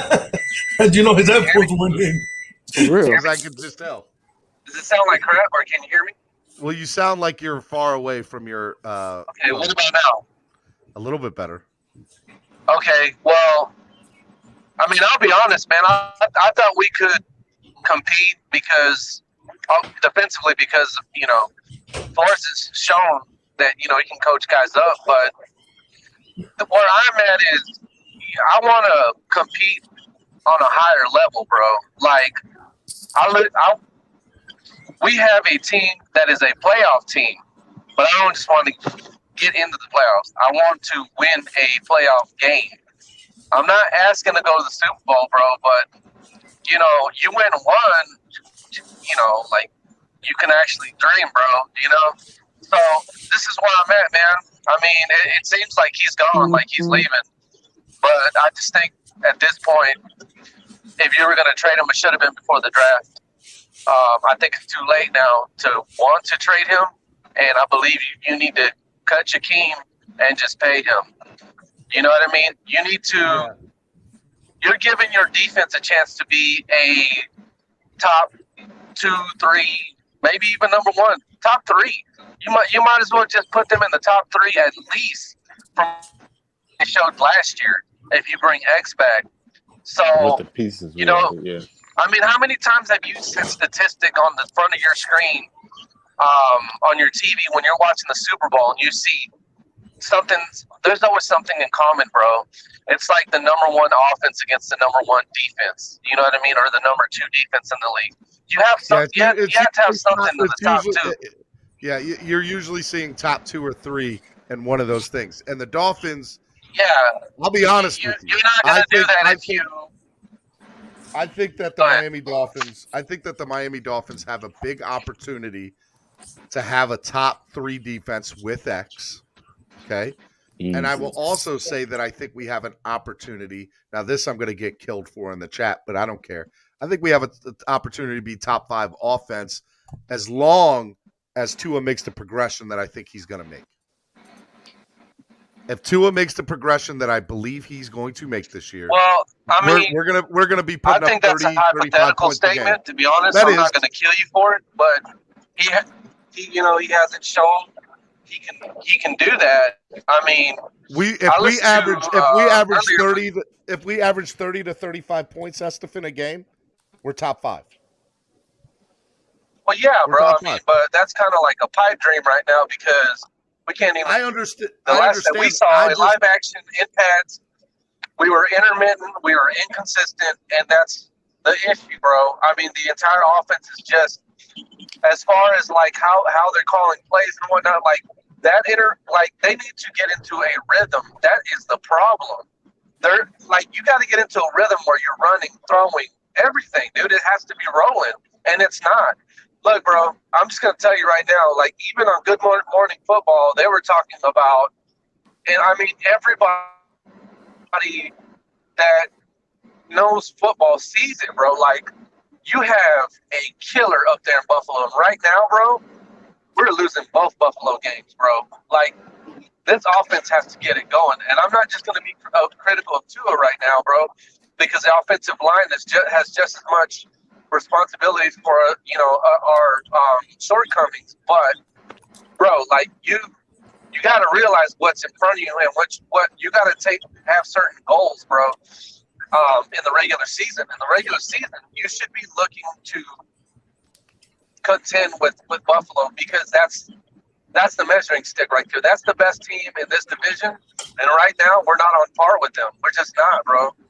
Inside training, all these videos coming out, man, they mean nothing, bro. I know TD was getting killed for some of his takes, but like I'm telling you, bro, they were saying some of the same stuff on that show that TD's talking about. The exact same stuff, bro. And these are like just like people that are in the Dolphin community saying the exact same stuff, bro.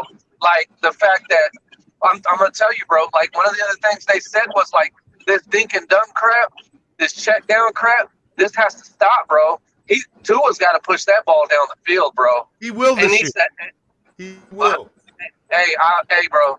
I'm not saying he's not going to, but I'll believe it when I see it. But you haven't seen it yet. That's why exactly. I'm not. Right. By the way, let's get something straight. I'm not mad at you for thinking like that. I'm not.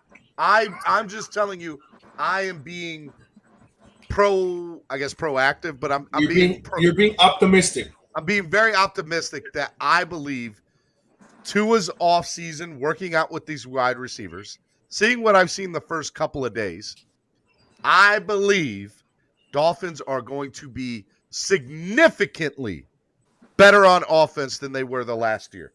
Well, I mean, his arm looks good. All that stuff looks the stuff that okay, the foundation looks like it's there, like it's set for him to be able to do that. I'll say that because it goes back to some of the stuff that I would tell EM privately, bro. Like I wasn't like everybody was raving about. Like, man, he looks jacked. Look at all his, he's got a freaking 12 pack, and you know what I mean, freaking muscles coming out his neck. I don't care about all that, bro. I was like, the dude looked like he couldn't move. He didn't look as mobile.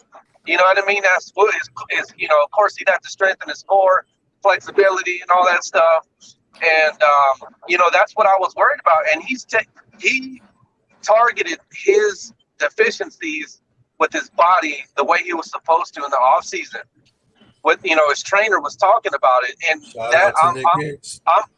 Nick Hicks, bro. Like I asked that question on Finside, and he answered it. I feel content about that now.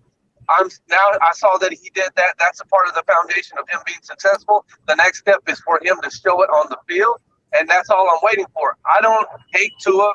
It's not that I don't believe in Tua, but I'm just waiting and I'm reserved, bro, because I don't want to be let down, bro, because all of y'all on this panel know what it's like to be a Dolphins fan, bro. We get let down all the time, bro. That's nothing new. The Dolphins could suck next year, but is that anything new, bro? We're used to sucking, bro. You know what I mean? We've been the heel of the National Football League for like the image that we give off is like, bro, we're damn near the Browns already. You know what I mean? And if after a 3-year rebuild of winning in free agency, getting all these draft picks, having good defensive play draft picks, but kind of sucking, as far as, in my opinion, on the offensive side, I'm just, you know what I mean? It's gotta come together, bro. It'll be devastating after 3 years, bro. You had all this in the off season and you're not getting it done, bro. It would be. So that's where I'm at. Like, it's just another freaking letdown, bro. And I'm not gonna do that. I'm just, you know what I'm saying? It won't Yeah. That's the fall down for a lot of people is gonna be devastating and hard, bro. And it's not gonna be that hard for me because I'm reserved, bro. I'm just waiting. Ugh. You know what I mean, bro? Like, you know what I mean? Look, bro, this is the way I am. When they lose on Sunday, bro, the whole week sucks, bro. I ain't Hey even guys, gonna lie, dog. I hold on. What up, TD? What's up? What's going on, man? I'm on the road, headed down south. You're headed to training camp. Well, no, I'm headed to the studio with Solo right now, but Oh, you're about to go to the studio with the gentleman by the name of Solo D, right? yeah, well, in a few hours, but you know, I'm traveling actually, headed down south. TD's about to break it down. TD and Solo about to come out with some fire. I hope some so, straight man. fire. I hope so. No, it is. All right. Are you listening to the show this morning?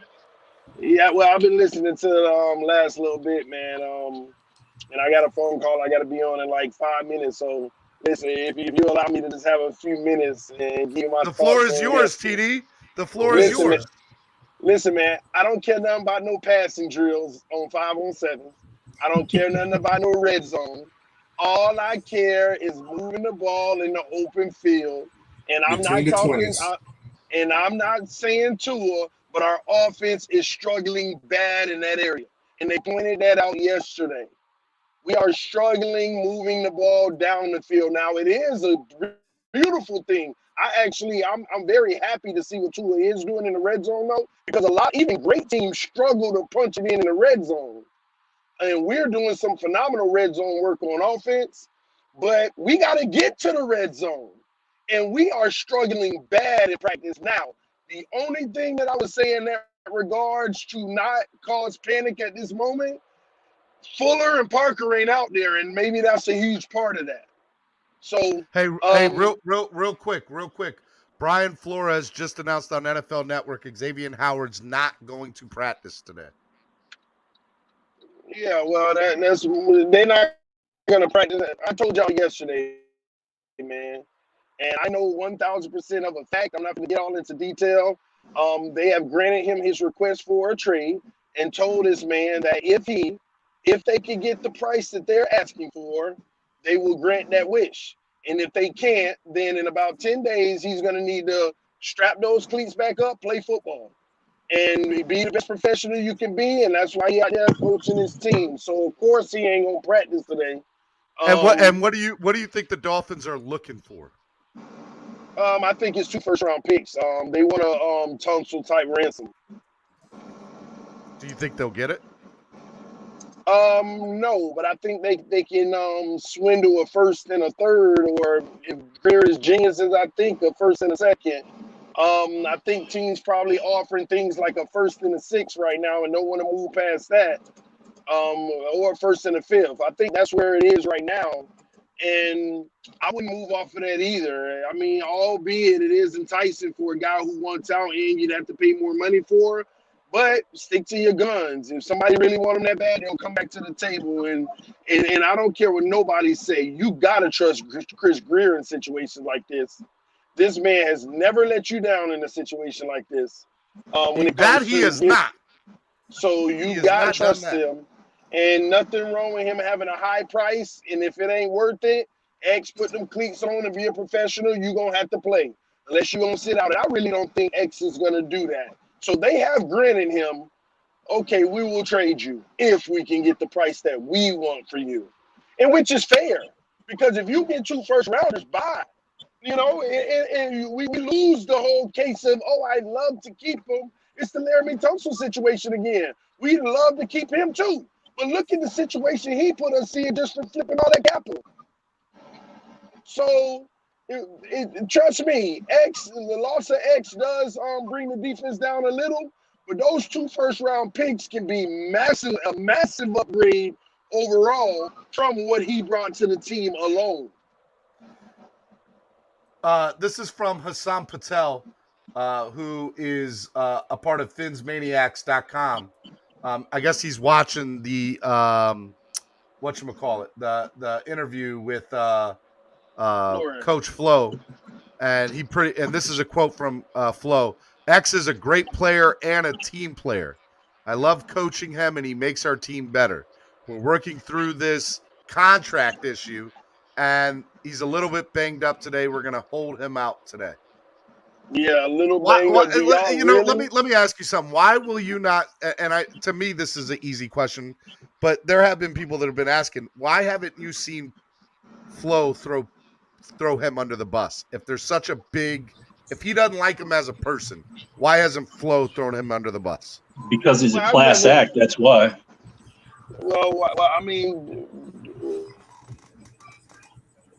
I've never heard Flores throw him under the bus, nor is there no reason to throw him under the bus. Well, I mean, you agree. Think about it. Why would anybody throw X under the bus? X ain't doing nothing wrong. He's just looking out for his best interest. I don't like how he handled it with the Instagram post, but I mean, he's doing what he should be doing, honestly, in my opinion.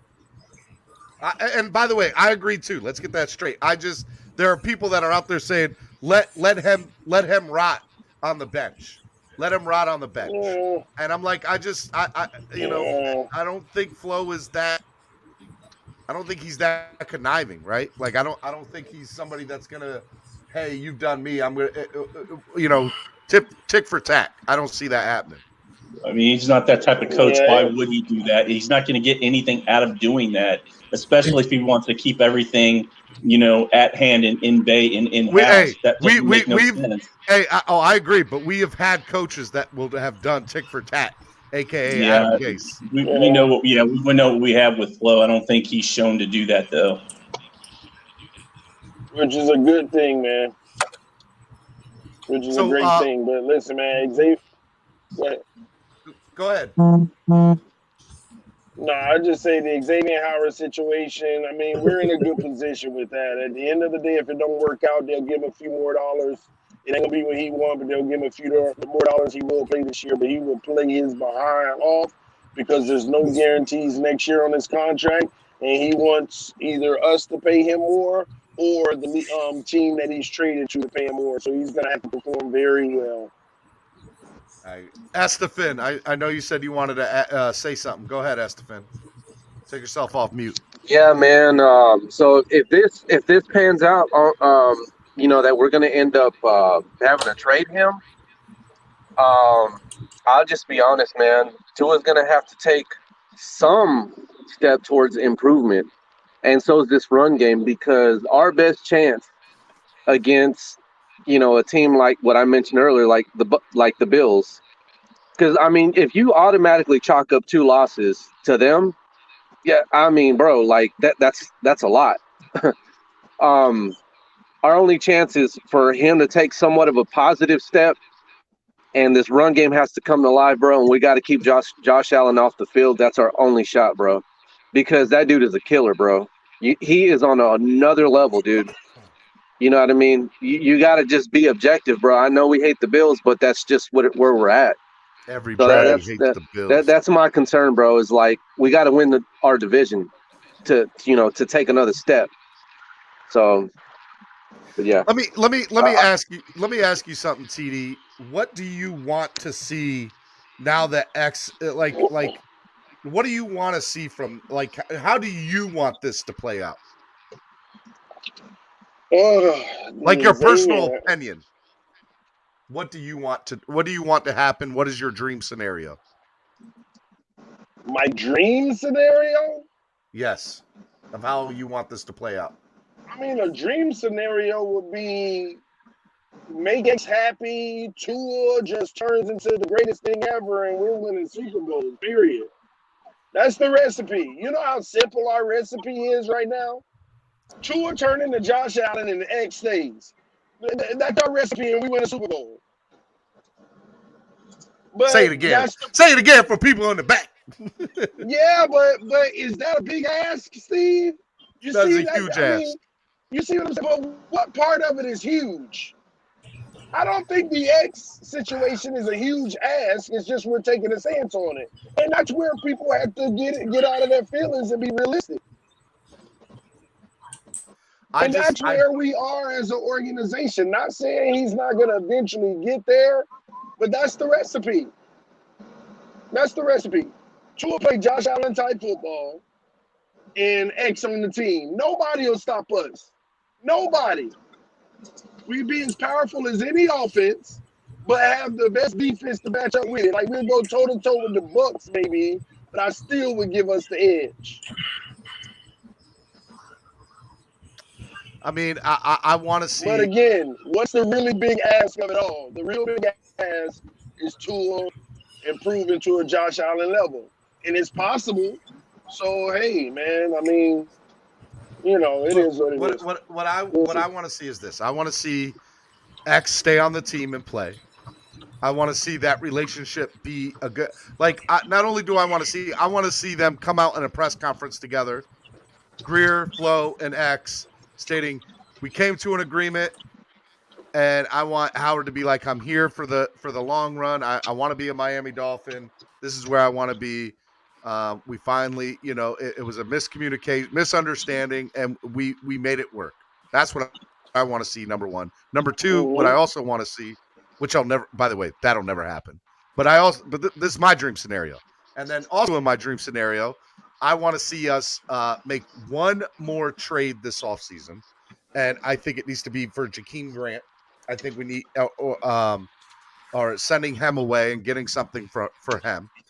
And I would like that to be either some sort of center or a high draft pick. And by high, I mean third round or more.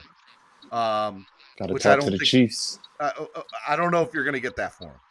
But those are the two things I'd like to see. And then also, I'm projecting that Tua has this huge increase from last year to this year. And we're going to see it. And because I think we're going to score 30 to 35 points a game. And we're just going to kill it. And I see us winning 13 games minimum this year. Did you just say? I want to see that. That's my dream scenario. What did you just say? 30 to 35 points a game. Hey, what are you smoking, Steven? You also said something we're going to do. We're going to score what a game? 30 to 35. Let me tell you something, Steve. If that happens, I want you guys to come back up here.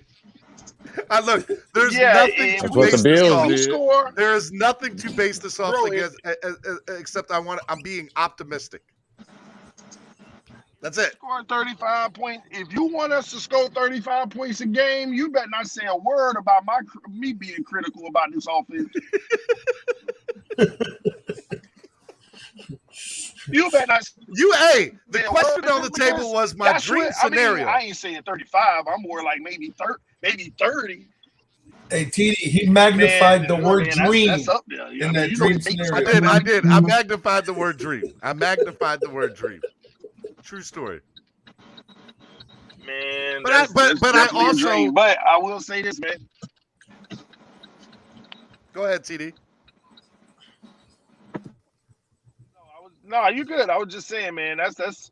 Don't say nothing about me being critical of this offense. Nope. Don't do it. Somebody said it earlier. 20 to 20. Yeah, I told him at the beginning of the show, and he told me no. I look. Here's some real stuff. Tua's better than he was last year.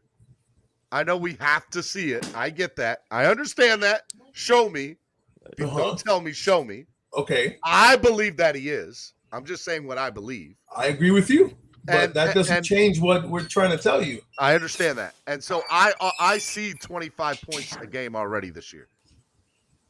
But here's the problem. If you score 25 points a game this year and we have Xavien Howard, we win 12 to 13 games. Easy. But if you take Xavien Howard off this team, we might score 25 but give up 30. That's the problem. When you run into a high-powered offense. If X ain't on this team, you're gonna need about 27, 28.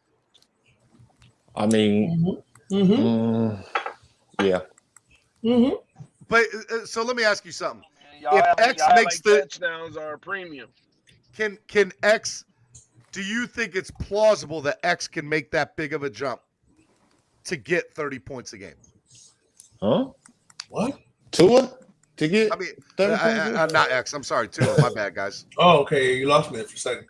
With a healthy offense, it's possible. I believe it. Open, See, here's like what you're saying. He would have to average 3.5 touchdowns a game. I said, what did I say at the beginning of the preseason? I said 3 touchdowns a game for X. Yeah, but see, now what you're trying to do is you want to put the pressure of the offense on Tua, and that's where he's had a problem so far. I don't know if you really want to do that.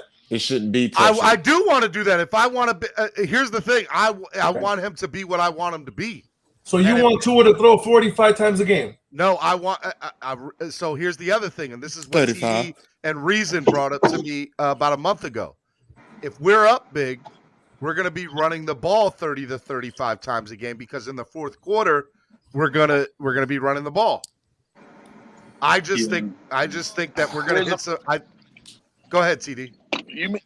Without X, you're not going to be up big. That's the problem. You're not going to get short field. That's the problem. See what you got to understand. X stop scores. Yeah, exactly. We might not convert him, but he's our defense can still be good, but teams still gonna give up points in this league. Period. And what he does is he stops 3 points at least. You see what I'm saying? Say you got a great defense. A great defense gives up 3 points, like every other drive, maybe. You know, that's a great defense. But he stops. He stops that 3. He stops all points. Period. And that's at least, you know what I'm saying. So that's where. See, the reason why I say Tua got to give about 3.5, right? Because I expect this defense or special teams to maybe give us a punch from like maybe a 5-point punch a game, and I'm averaging it out, so not a full touchdown, but get a touchdown a game maybe. Let's just put it that way. So if they're getting us a touchdown a game, Tua got to give us the 3 other touchdowns, putting it at 28, and then we always need that field goal to get us over the top, or the 2 field goals just in case the special teams don't get it done. But ask Tua to give us 3 touchdowns a game. I'm telling you, bro, what quarterbacks in the NFL average 3 touchdowns a game? 2? The only one, Aaron Rodgers. How about 2 from Tua, 2 from the 16 from the times committee? 3, bro. That's 48. Patrick Who Mahomes. putting up 48? But in one season, who else putting up 48 touchdowns in a season? To give you 3, and we said he would need to give us 3.5, not just 3. So even if we brought it down to 3, that's unrealistic, bro. SoFlo Sports says, TD, by your logic, he only stopped 30 points last season. That's 1.87 points a game. That's literally nothing, bro. See, no. Some of those could be touchdowns. No, it's straight. See, people it's not nothing in time possession. No, people qualify it how they want to, which is just they're taking it too literal. Yeah, exactly. When I say 3 points, I say it at least. At the because least. Some of those would have been a touchdown. Look at Tyreek Hill interception in the end zone. That was a touchdown. Some of them would have been a touchdown. Or the one to DK Metcalf. That was a touchdown. Yes. And not only is he stopping touchdowns, but he also flipping the time of possession, giving you another and giving our offense another opportunity to either get 3 or 7. It compounds. You got to look at all the elements of a turnover. A turnover stops points. It gives you another opportunity to get points. So Xavien Howard, literally, in my opinion, could be worth 2.5 points a game. And people who don't understand sports, go to sports book betting.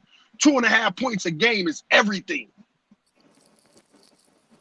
It's everything in a game. It's definitely the difference between a win and a loss. Bro, it's the difference between 10 wins and 14. 2.5 points.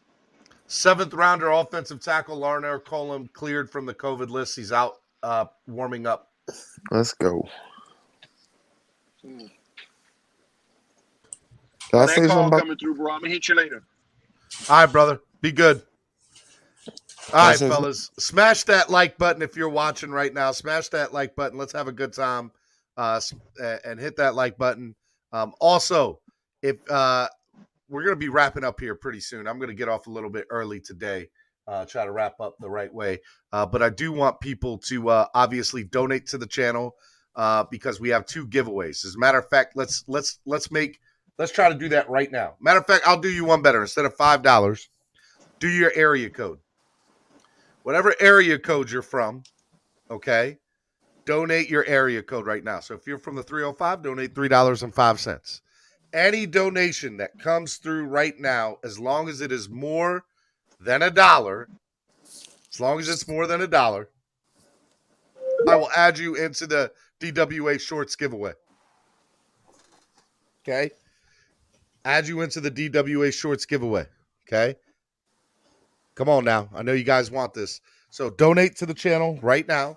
And if you donate $5 or more still, and you're interested in the tickets to tomorrow's training camp, I have 2 tickets to tomorrow's training camp that I'm going to do a giveaway for. So donate $5 or more for the training camp tickets. Otherwise, let's do area code donations. So if you're from the 909, $9.09.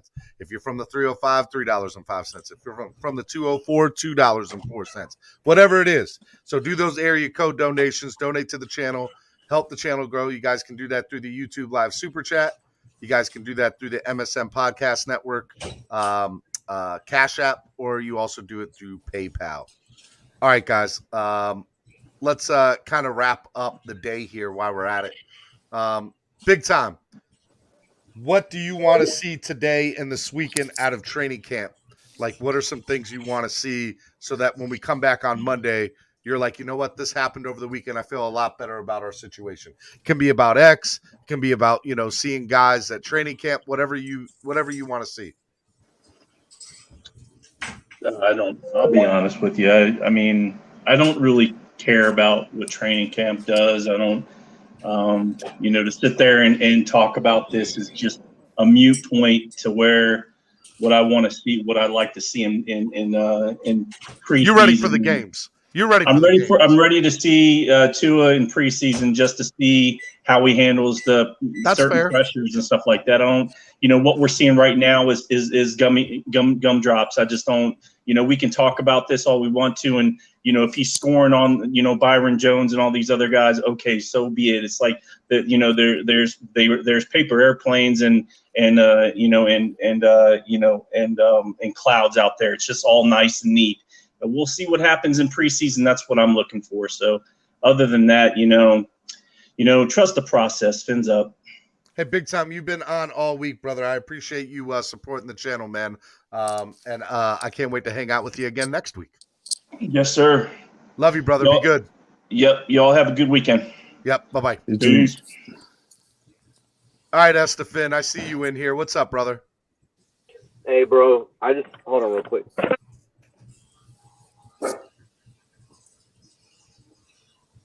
Good talk, Russ. Rashad. What's up, brother? Not much today. I want everybody to just read between the lines of these tweets. Like, I know we got this notion that we're not working the middle of the field. We're not working our way up the field. I feel like we are, and also got to remember that we're without our 2 starting receivers who's going to open the middle of the field more. You see Mike Gesicki getting 20-yard catches and ripping it off for an extra 15 yards. That's going to be his zone. Yep. So everybody relax on these tweets, and I need to hear that Byron Jones made a play. I'm not too worried about training camp, but after what your soul will feel a little bit better if you hear that. Yeah, because hey, Rashad, I don't mean to cut you off real quick. I just got to get something, man. I got to go, bro. Yeah. So this weekend's my birthday, bro. Right? Happy birthday, Estefan! Yeah, appreciate it. It'll be on Sunday. What I want to happen over this weekend, it's gonna hurt y'all's feelings, bro. But I want to hear about that Deshaun Watson trade to Miami. Oh, that's not happening, man. That's what I want. That's what I want from my birthday. So you know what? You're gonna be disappointed on your birthday. You're gonna be real disappointed on your birthday. We need a killer, bro, because we got to compete with one. That's all I'm saying. All right, bro. Love you, brother. Happy birthday. Happy birthday. I thought that Pete equals clicks. Look at that. All right, real quick, guys, we have Angel Ortiz, MMA, What's up, Angel? What's up, everybody? I can't see everybody's faces because I'm in the middle of driving. Just so everybody knows, Angel will have a new podcast dropping next week called Fire and Ice Combat Sports Podcast. What's going on, brother? How you doing? Hey, nothing much, man. Nothing much. I'm hearing everybody talking about this whole X thing, and it's literally driving me crazy. So, Go ahead. Give me your 2 cents worth. Well, to be perfectly honest with you, I mean, to me, he's spoiled as a kid, but it is what it is. He is balling. You know, we got to pay the guy if we're going to keep him in order for our defense to continue to be that number one type defense. So it is what it is. You got to take the good with the bad and the bad with the good. Dude, man. Summation. Real quick, promote your show, man. What do you have dropping on Thursday night for your premiere podcast? What is it? What do you promote the show? Promote your podcast. Oh, well, Fire and Ice Combat Sports podcast on Miami Sports Music Radio. You know, we're gonna be talking a lot of stuff. I got some big guests coming on for the first show. You'll just have to tune in to see. I'll make the announcement next week on who we got coming in. Love to see everybody tune in. It's gonna be a great stuff. We got the UFC this weekend. Got Bellator. Got a bunch of good fights coming up, man. So we got big things popping, man. We got some BKFC news. So it's gonna be fun stuff to talk about, man. And we're gonna just break it all on down. And I'm gonna have a representative from just about every type of combat sports on the podcast coming out and talking and talking about the big names and everything else. So tune in. All right, brother. I love you, man. Be good, Angel. Hey, you guys too, man. I'll see you guys soon. Hey, fins up. Fins up. All right, back to Rashad. Rashad, I apologize, brother. You were interrupted, and I apologize. It's all good. Go ahead and finish what you were talking about, man. Yeah, I just pretty much want to see Byron make a play because Preston destroyed him last year, and if you're paying close attention, Albert Wilson is tearing him up this year. So hey, you know what? Travis Wingfield just said, I talked a lot about this before, but I sure do like watching Byron Jones work out here. Stretching breaks, he sprints over the DBs. Indy's got to get there first and starts lining guys up. So, hey, look, it looks like he's got the eyes of some of the reporters at training camp. Got us a nice workout warrior, I see. Look, see, you ask and you shall receive. Workout warrior. You ask and you shall receive. All right, brother, man. I love you, man. Appreciate you coming on, supporting the channel. And I will see you next week, man, as we get things going. Yes, sir. All right, brother. Be good. You too. All right, Lakers all day. What's up, man? All right, so me, man, I just want to see because I just heard that we might be changing Jalen Phillips to like another position. Is that true? We might be trading what? No, not trading, but changing Jalen Phillips to like another position. Is that true? Well, Jalen Phillips is a hybrid, right? Like he can play outside linebacker, he can play defensive end. So that's what you're going to see from Jalen Phillips. I don't think you'll see anything more than that. Those two.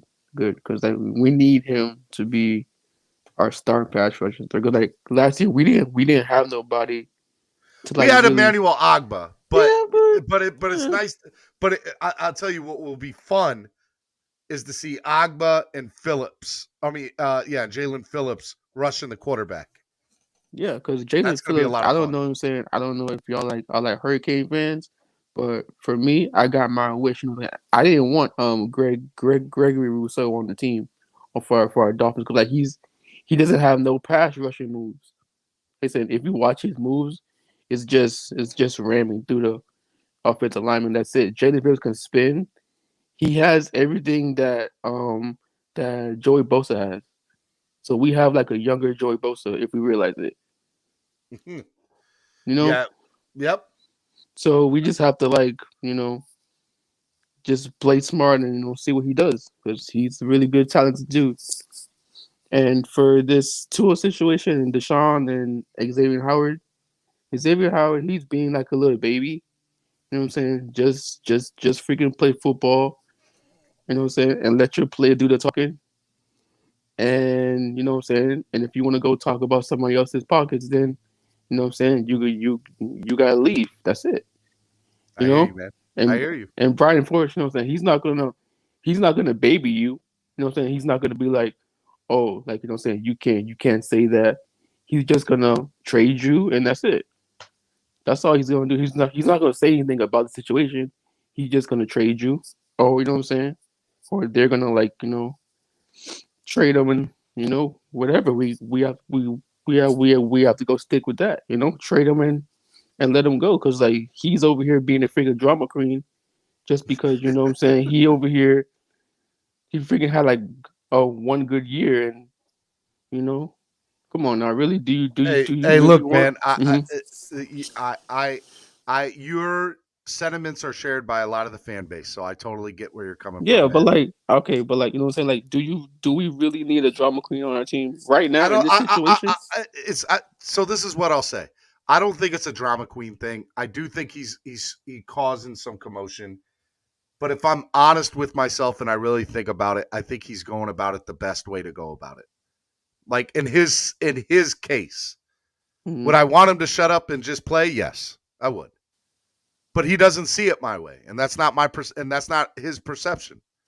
So the way of his perception, the way he's going about it, I think he's going about it the most professional he can. He's showing up to training camp when he's told to. He was out there the first day, right? And here's another reality of it too. We just heard Coach Flo on NFL Network this morning pretty much say he's a great team player. He's a great team guy.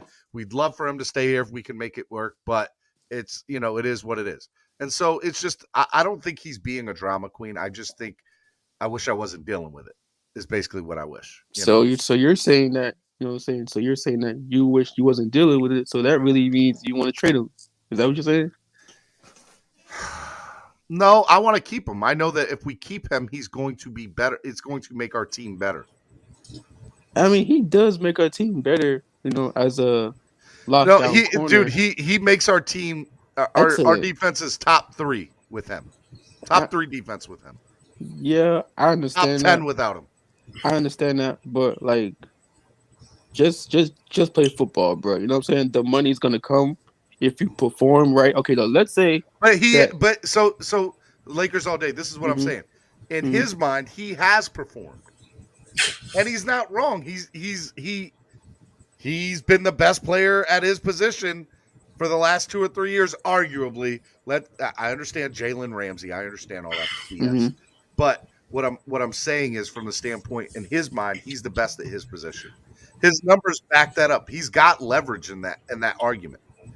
He can go and say, guys, go look. I'm not just talking, you know what? I have the numbers to prove it. So from that standpoint, he thinks he is. So if you go and you consistently throw out great numbers, which he has, whether he's been hurt or not, he still continues to put up great numbers. You look at it right now, and it's from where he's standing. He's like, what else do I need to do to be respected in the financial realm of it? And so that's where all of us might disagree. Bro, the Dolphins gave you a contract in good faith 2 years ago. Take that contract and play it. In his mind, he's outperformed that contract. I do think he's outperformed it, but I also think that you should respect the contract and play it. I don't want to hear, hey, I didn't understand what I was signing. You can't use that as an excuse for me. I'm sorry. But what I will say is I understand where he's coming from. I don't agree with it, but I get it. I understand it. I respect his way of thinking. And he could be a baby and not show up.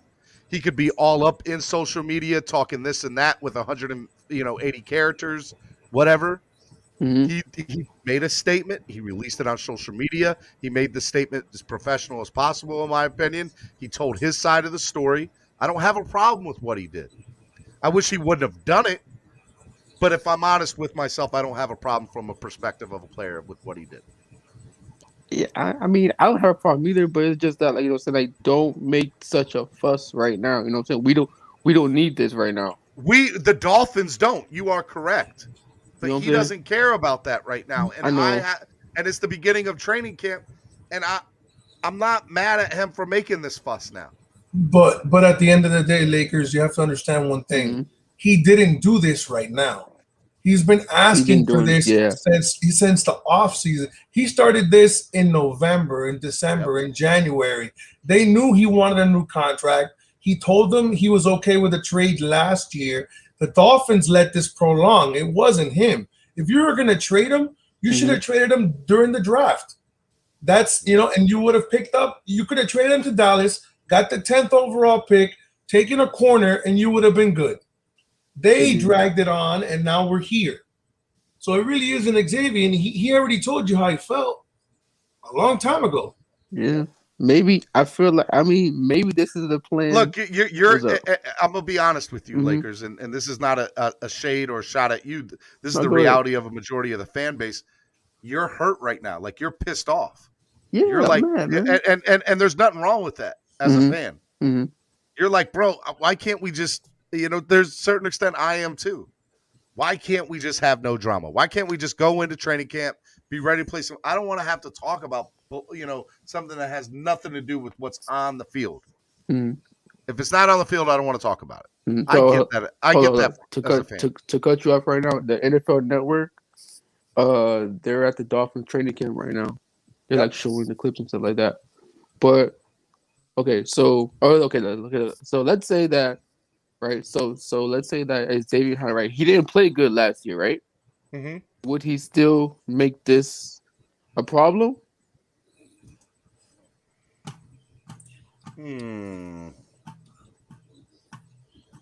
No, because the problem occurred because he outperformed the contract, did something you haven't seen in 50 years. Mm-hmm. The last time somebody got double-digit interceptions was like 1970 something. It's been like almost 50 years. He did something No. Not that yes, long. Yes. Yes, it has, because Gilmore got 9. Gilmore did not get 10. It's been since 1970 something. I heard it the other day. I couldn't believe it either. But the difference is we're playing in a passing era. Back then, it wasn't like this. He's here doing something unprecedented, and if we're going to be sincere, but it's not the right time. And COVID didn't help. COVID took about $20 million away, or $30 million. Antonio Cromartie in 2007 got 10. He got 10? Okay. Yep. 2006 Champ Bailey. 2006 Champ Bailey and Asante Samuel had 10. Yep. And then 2005 Ty Law, Delta O'Neal, and then 2001 Rondé somebody got 11.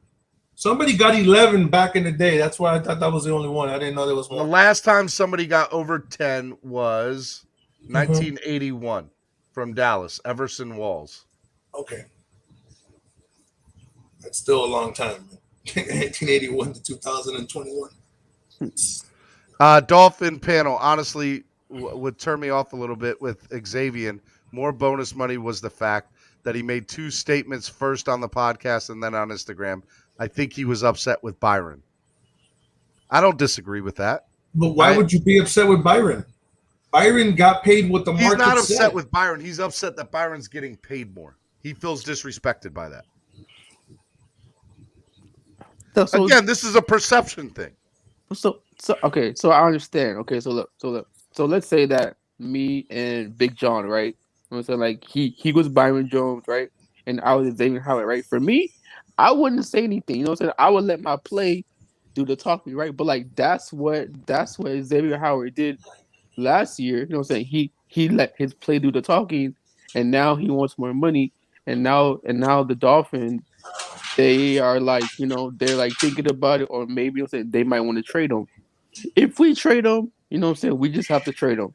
That's all. You know what I'm saying? If we trade him, we trade him. If we don't, you know what I'm saying? And if we pay him the money, then we pay him the money. He's gonna be happy in any other way. Like, you know what I'm saying? Like Rashad says he just wants what he feels he deserves, not even what he thinks he can get. I agree with that. All right, Lakers all day, man. Look, it was fun talking with you, brother. I'll see you on Monday. Yeah. Yeah. My man. Have a good one, boss. All right, man. Be safe, man. All right. You too, buddy. All right, man. And then there were two. Big John, your final thoughts of the day, my friend. What do I want to see for the weekend? It would be great to see that they came to an agreement, Xavien and the Dolphins. I don't think that's going to happen. But, I think that if they're going to trade him, I know that everybody wants to get picks. I don't think you're going to get picks for Xavien Howard. You're not going to get multiple first-round picks.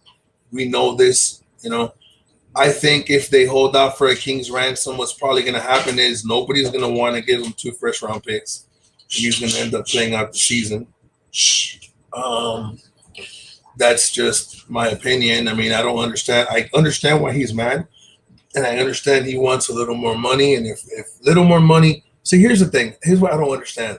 Stephen Ross says, he wants to win a Super Bowl in the near future. Getting rid of Xavien Howard is not going to help you do that. It is not in any way, shape, or form. Getting rid of Xavien Howard is not going to help you win a Super Bowl. So that's what I don't understand. Like that to me doesn't make any sense. You have 2 elite corners.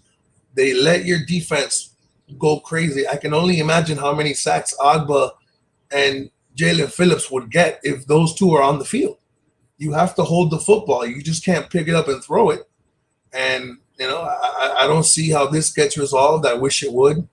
Hopefully, Tua moves the ball between the 20s and TD can feel better. But, I told you the exact same thing when I came on in the morning, and you were like, there's no problem.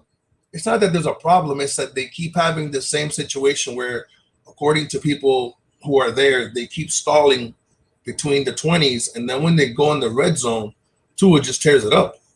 But, you don't play – this is an arena football where you have 50 yards and you can get to the red zone in one play. So they need to move the ball. They need to move the ball, man. They can get it done, and that's great. Hopefully we see some more strides and everybody gets everything going, because it doesn't look good. I'm going to tell you right now. I told you, TD said 2.5 points equals 4 games. I gave you 3. I told you Xavien's worth 3. He said 4, basically. So, I mean, it's not good, bro. And to make it worse, can you honestly imagine if Brian Flores, if the Dolphins go 7-9, and Brian Flores loses his job over $4 million? If that's what Xavien wants. I don't think that's going to come to that. No, but I'm just saying, let's just hypothetically. Let's just say the Dolphins go 7-9. You imagine Brian Flores losing his job over $4 million? Even if they went 7-9, he wouldn't lose his job. That's insane. It's another year lost from a great team. Another year lost. Over $4 million. But if we're going 7-9, it's not just because of X. I can tell you that. It's not just because of X. Oh yeah, 100%. That wouldn't be the only reason why. I don't know, man. Because if you have a weakness and you got people just picking at that corner, you can't play like you used to, man. You're not gonna be able. You have to understand something. That philosophy you came up with earlier, where you said, the Dolphins scored 30 points. It's a lot easier when Xavien's on your squad, because when he intercepts the ball, you're gonna get a short field. So I mean, that's a lot, and it's gonna be a lot different, bro. We're gonna score a lot more points, but hopefully we can keep people out of the end zone. So. Yeah, definitely. It's something that I definitely want to see. All right, man. What do you got planned for this weekend? I really honestly don't know, man. I really don't know. I have a family trip coming up in September. I'm gonna take my daughter for her birthday to Orlando. She's turning 2 the same day my mother is, which is crazy. They're both turning 2, your mother and your daughter? No, my mother and my daughter share the same birthday. Oh, yeah, no, my mother turned 2, but we're going to the circus. I'll make money off of her right quick, and I'll give it to X. I made $4 million. Take it. Let's play. Take it. Let's go. But yeah. All right, brother, man. I appreciate you coming on today, man. I love you, man. Be good, and I will see you on Monday. All right, man. I'm still waiting for your conversation, bro. You still haven't got back to me. I got you, man. I got you. I promise I got you. All right, homeboy. All right, man. Be good. Have a good weekend, man. You too, man.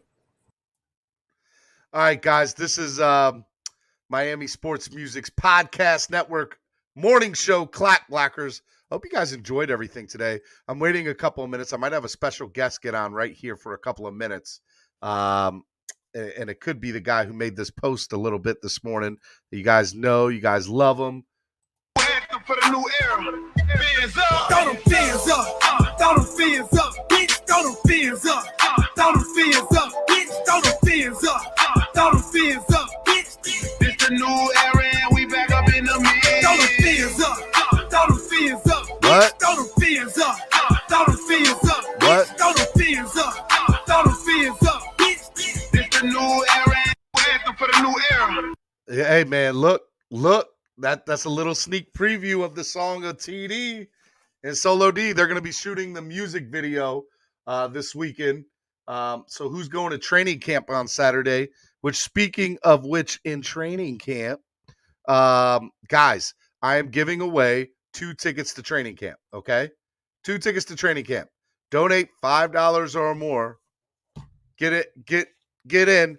And about 20, if you guys stick to Miami Sports Music's Facebook page, I'm going to be doing the drawing here around noon. And you guys can see that. I'll do one for the shorts, and I'll do a separate one for the tickets. And you guys can get in on that. Also, want to let everybody know that we are going to be doing an amazing thing next Friday. Next Friday. So a few weeks ago, we raised money for Surfside, right? You guys remember that? You donate 50% of all proceeds go to Surfside, displaced families and first responders. So Solo and I finally found out how we're going to do it. We're going to be linking up with an amazing charity or an amazing organization down in South Florida called Neighbors for Neighbors. And I'm super excited because next Friday on Spread Kindness Friday, we're going to be donating the money to them, as well as we got a few other things in the works with them coming up. I've been making tons of phone calls, trying to figure out the best place to do it and do it like that. SoFlo Sports, aren't the training camp tickets free? Yes, they are. Basically, what I'm saying is you donate $5 or more to the channel, you get in, and we're just raffling them off. That's all. We're just doing it that way. You donate to the channel, help the channel grow. I'm not selling them. I'm literally just trying to raise money for the channel, my guy. That's what we're trying to do, big things over here at Miami Sports Music. We have a lot of new programming coming up, programming like this Miami Sports Music Fire and Ice Combat Sports podcast. We also have What Would Shula Do, as well as Freaky, the Freak Show, and obviously my morning show. So we're just trying to do things here, man. Trying to raise money, trying to help the brand grow, help the show grow. That's all.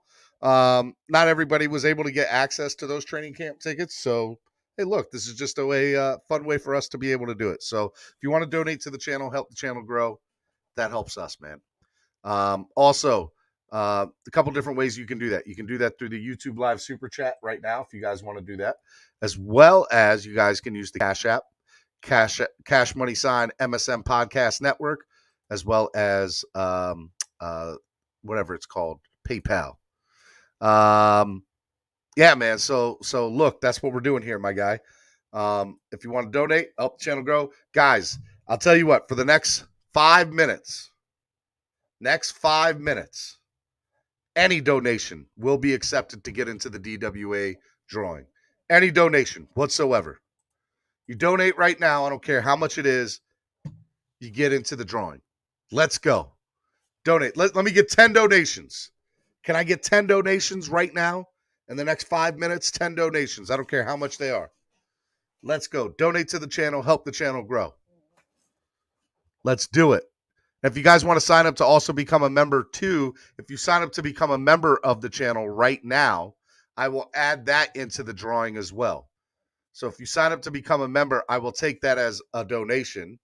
And you guys sign up, you become a member of the channel, and I will add you into the giveaway for the shorts as well as the tickets to training camp.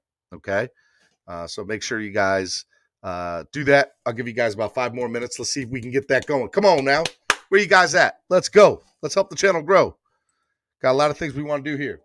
We're at 49 likes. One more like to 50. Can we get one more like? Hit that like button if you guys haven't hit it yet.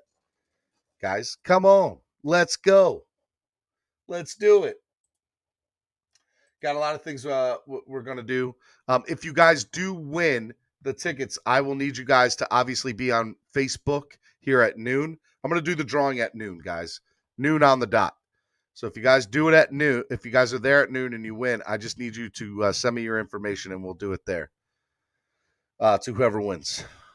So that'll be good right there. So we'll make that happen.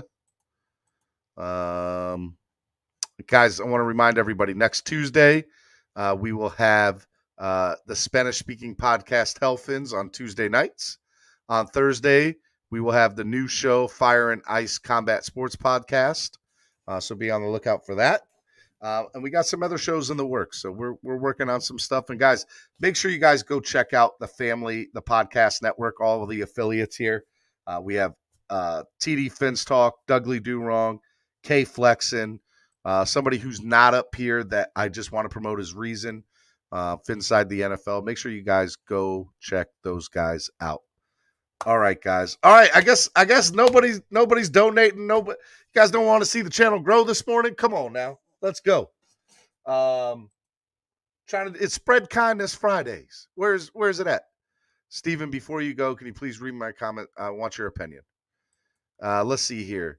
For me, honestly, I don't think Coach Flores and Greer were happy about the fact X aired this in public instead of coming to them and asking them privately for bonus money or an extension. He did go to them first. They didn't do it. So he took the necessary, like, I'm telling you, he went to them before. He went to them in private. They did this besides. Once he didn't get what he wanted, he started being public about it. And again, those are the cards that you have dealt to you.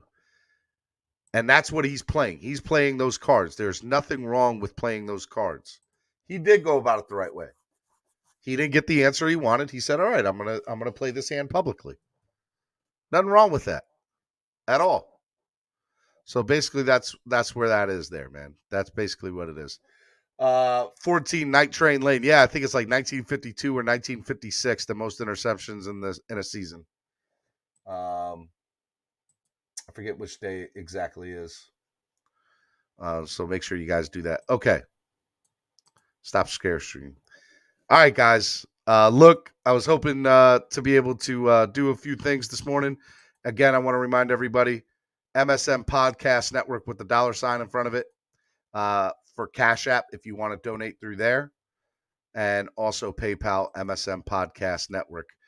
Doesn't look like anybody donated at the end here, but y'all did hit that like button, and I appreciate it.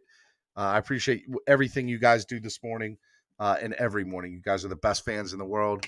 I wouldn't do this without you, and I want to remind you each and every morning at 8:30 a.m. Is the #1 Miami fan morning show. I'm talking about Clock Blockers. So make sure you guys tune in next week. It's going to be a lot of fun. Training camp will be in full swing. The hope is maybe we'll have some more clarification on what's going on with the X situation, and we will just see how it goes, man. Big Tom says, great show. Steven, fins up all day, every day. Clock block, trust the process. That's what I'm talking about, baby. Appreciate it, Big Time. You're the man, brother.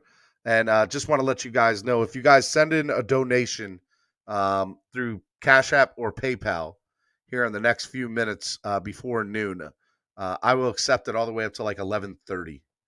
So I want to make sure you guys have that. So make sure you guys do that if you guys want to donate to the channel and help the channel grow. Make sure you guys follow me on social media at Steven D SKPL. Spread kindness, positivity, and love. I love you guys. Y'all be good. Matter of fact, I'm gonna leave y'all. Y'all want to hear some music before y'all go? I know y'all want to hear some music before y'all go. So let me do that. Let me play some music for you. I'll leave you guys with a solo D song this morning, and we'll do it like that because I don't want to leave you guys hanging this morning. That's what I want to do. What do you guys want to play? You guys want to play some Tua time? Walter Rovell just said I sent $5 on the Cash App. Thank you, Walter. Appreciate it, man. Appreciate it, big guy. You're the man, brother. Let's see here. I will play some Tua time for you guys. We will do it like this. Share screen. Tua time. Right? Right.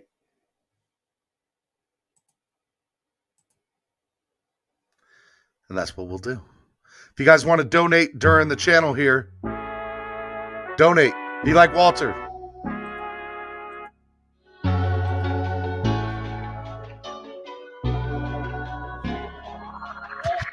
I know the whole city riding. A little early, it's a bit surprising. Business moves, now we enterprising. Switch it up, now we improvising. Go to get in the winter column. Whole squad been trained to go. Biz for life, we throw the foe.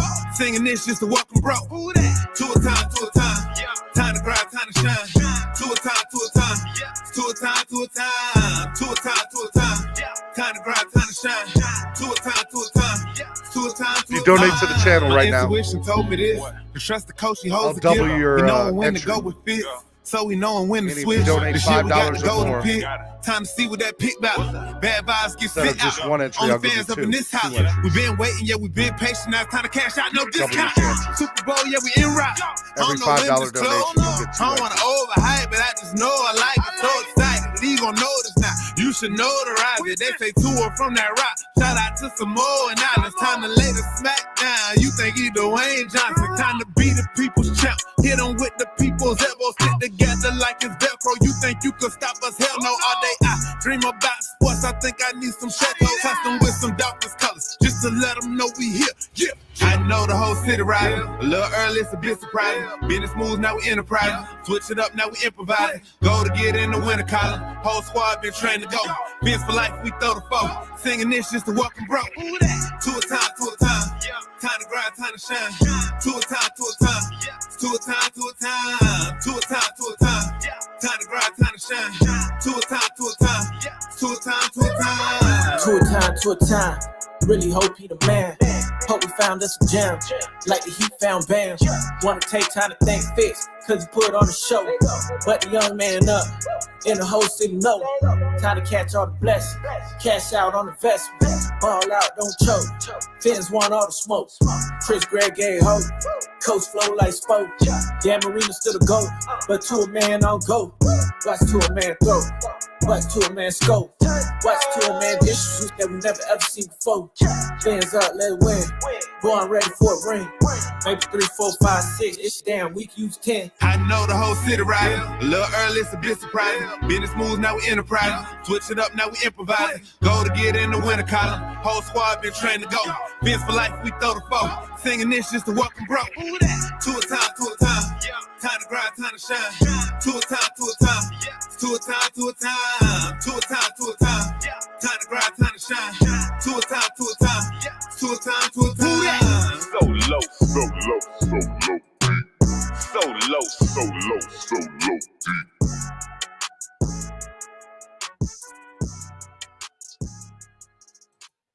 Emmanuel Ogburn, part of the Buffet Boys. Shout out Solo. I'll play one more for Shout you. out to DWA. Let's eat. Yo, Solo. You know they been saying you gotta make a hit squad part 2. But you know, man, we hungry this time, man. We gotta eat this time. Yeah. Back in the beast mode. AFC, we tryna rap up the East Coast. Take shots, fall back, then reload. Get the powder, time to slap up these foes. Anytime we hit the field, then we must play. Any boys run hard, man, I must say. Try to stay on one route like the busway. Give my entries to the next new member of the MSM La Familia, Steven. Uh-oh. Big Time basically said if you sign up to become a member of the channel, you will get both of his entries into the DWA Shorts giveaway or the tickets, whichever one you would want. Let's cook them like Emerald Lagasso. My bad, Lagasso. So sign up to become a member of the channel right now, and you'll get entered. Big Time's 2 entries, as well as jumping off the edge like 2 entries you'll get for signing up. Protection on the way you gonna get wins. Split through the middle like Wilkins. Got some backers on the Sign back up to that's become a gonna back me member. up. Straight action, we be acting up. Tell Coach Drop his best plan, but it still gets snatched by X-Man. Cause we back in the beast mode. AFC, we we tryna rap up the East Coast. Take shots, fall back, then reload. Get the powder, time to slap up these foes. Anytime we hit the field, then we must play. Any boys my heart, man, I must say. Tryna stay on one route like the busway. Tryna eat teams up like a buffet. Eat the offense like a buffet.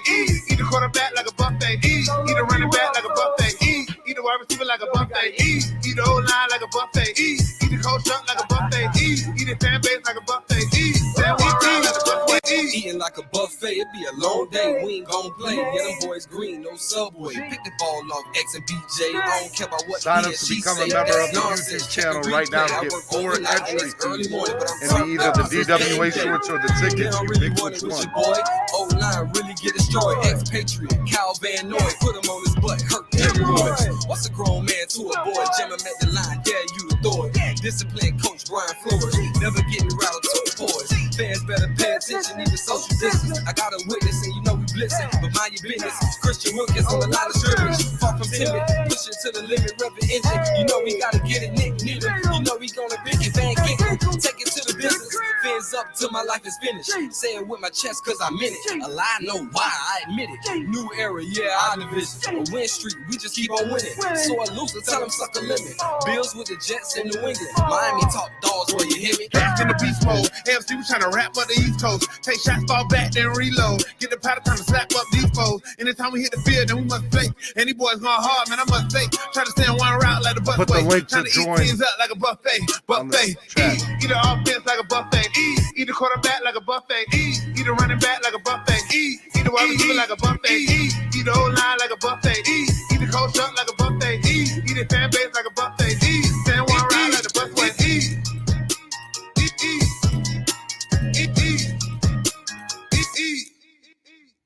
I'll play one more song, maybe 2. But I want to see somebody sign up to become a member of the channel. Let's go. So low, so low, so low, deep. So low, so low, so low, deep.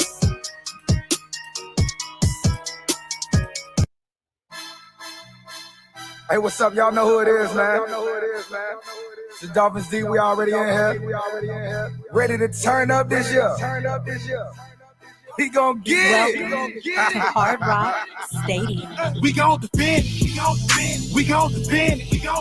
Homie, this our We gon' defend. Remember he say his squad. We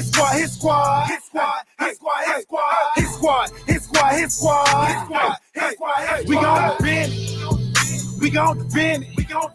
Homie, this our We gon' defend. Remember he say his squad. I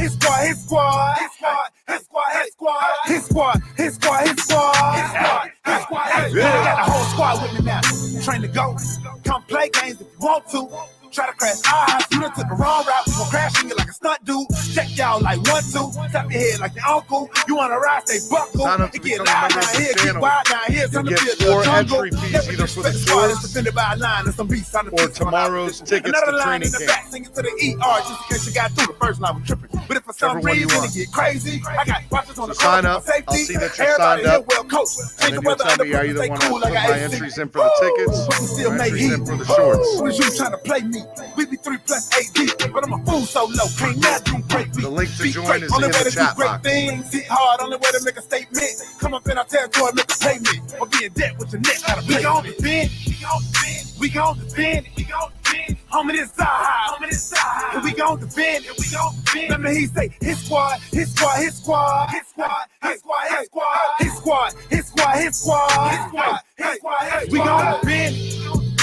gon' defend. Homie, this our We gon' defend. Remember he say his squad.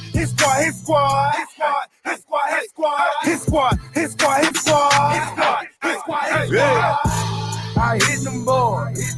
We throw them toys. That's saying that QB. We them boys. We the realest. We go gorillas. We out here, homie. You gon' feel us. Don't make me come down. In that box. Like I'm red. I knock your socks. Won't play y'all boys. Cause we some bullies. We'll take your cookies. Cause y'all some rookies. I'm in the building. Me and Shot Jones. We do lane. We don't play zone.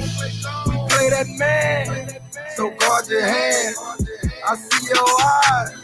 You're scared, We man. gon' defend it. We gon' defend it.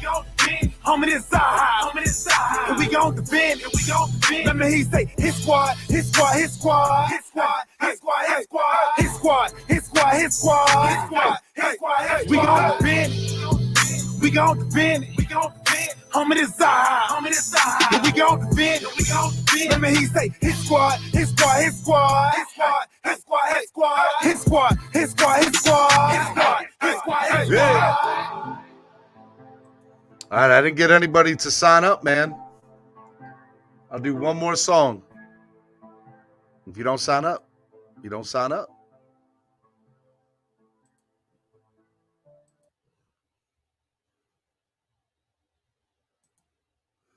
D Miami Sports Music, salute. Right now, Bless up. We got Finger Licking live. Know, man.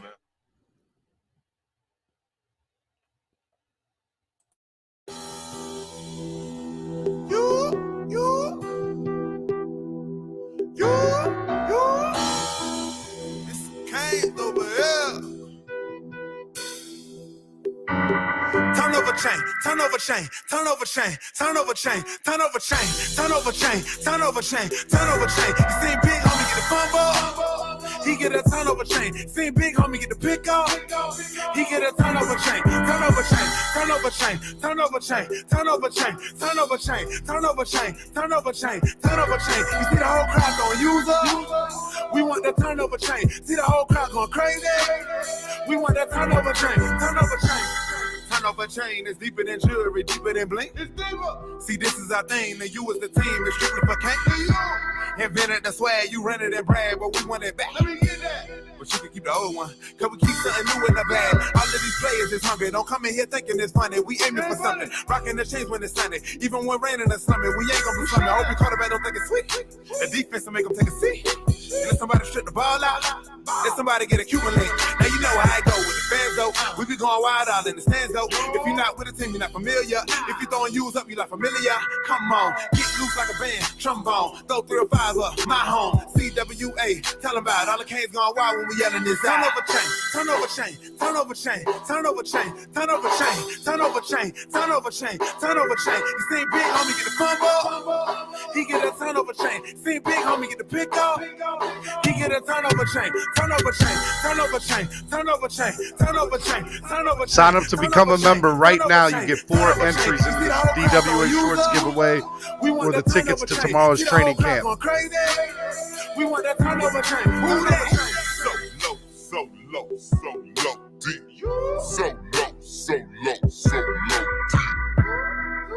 It's some canes over here. It's some canes over here.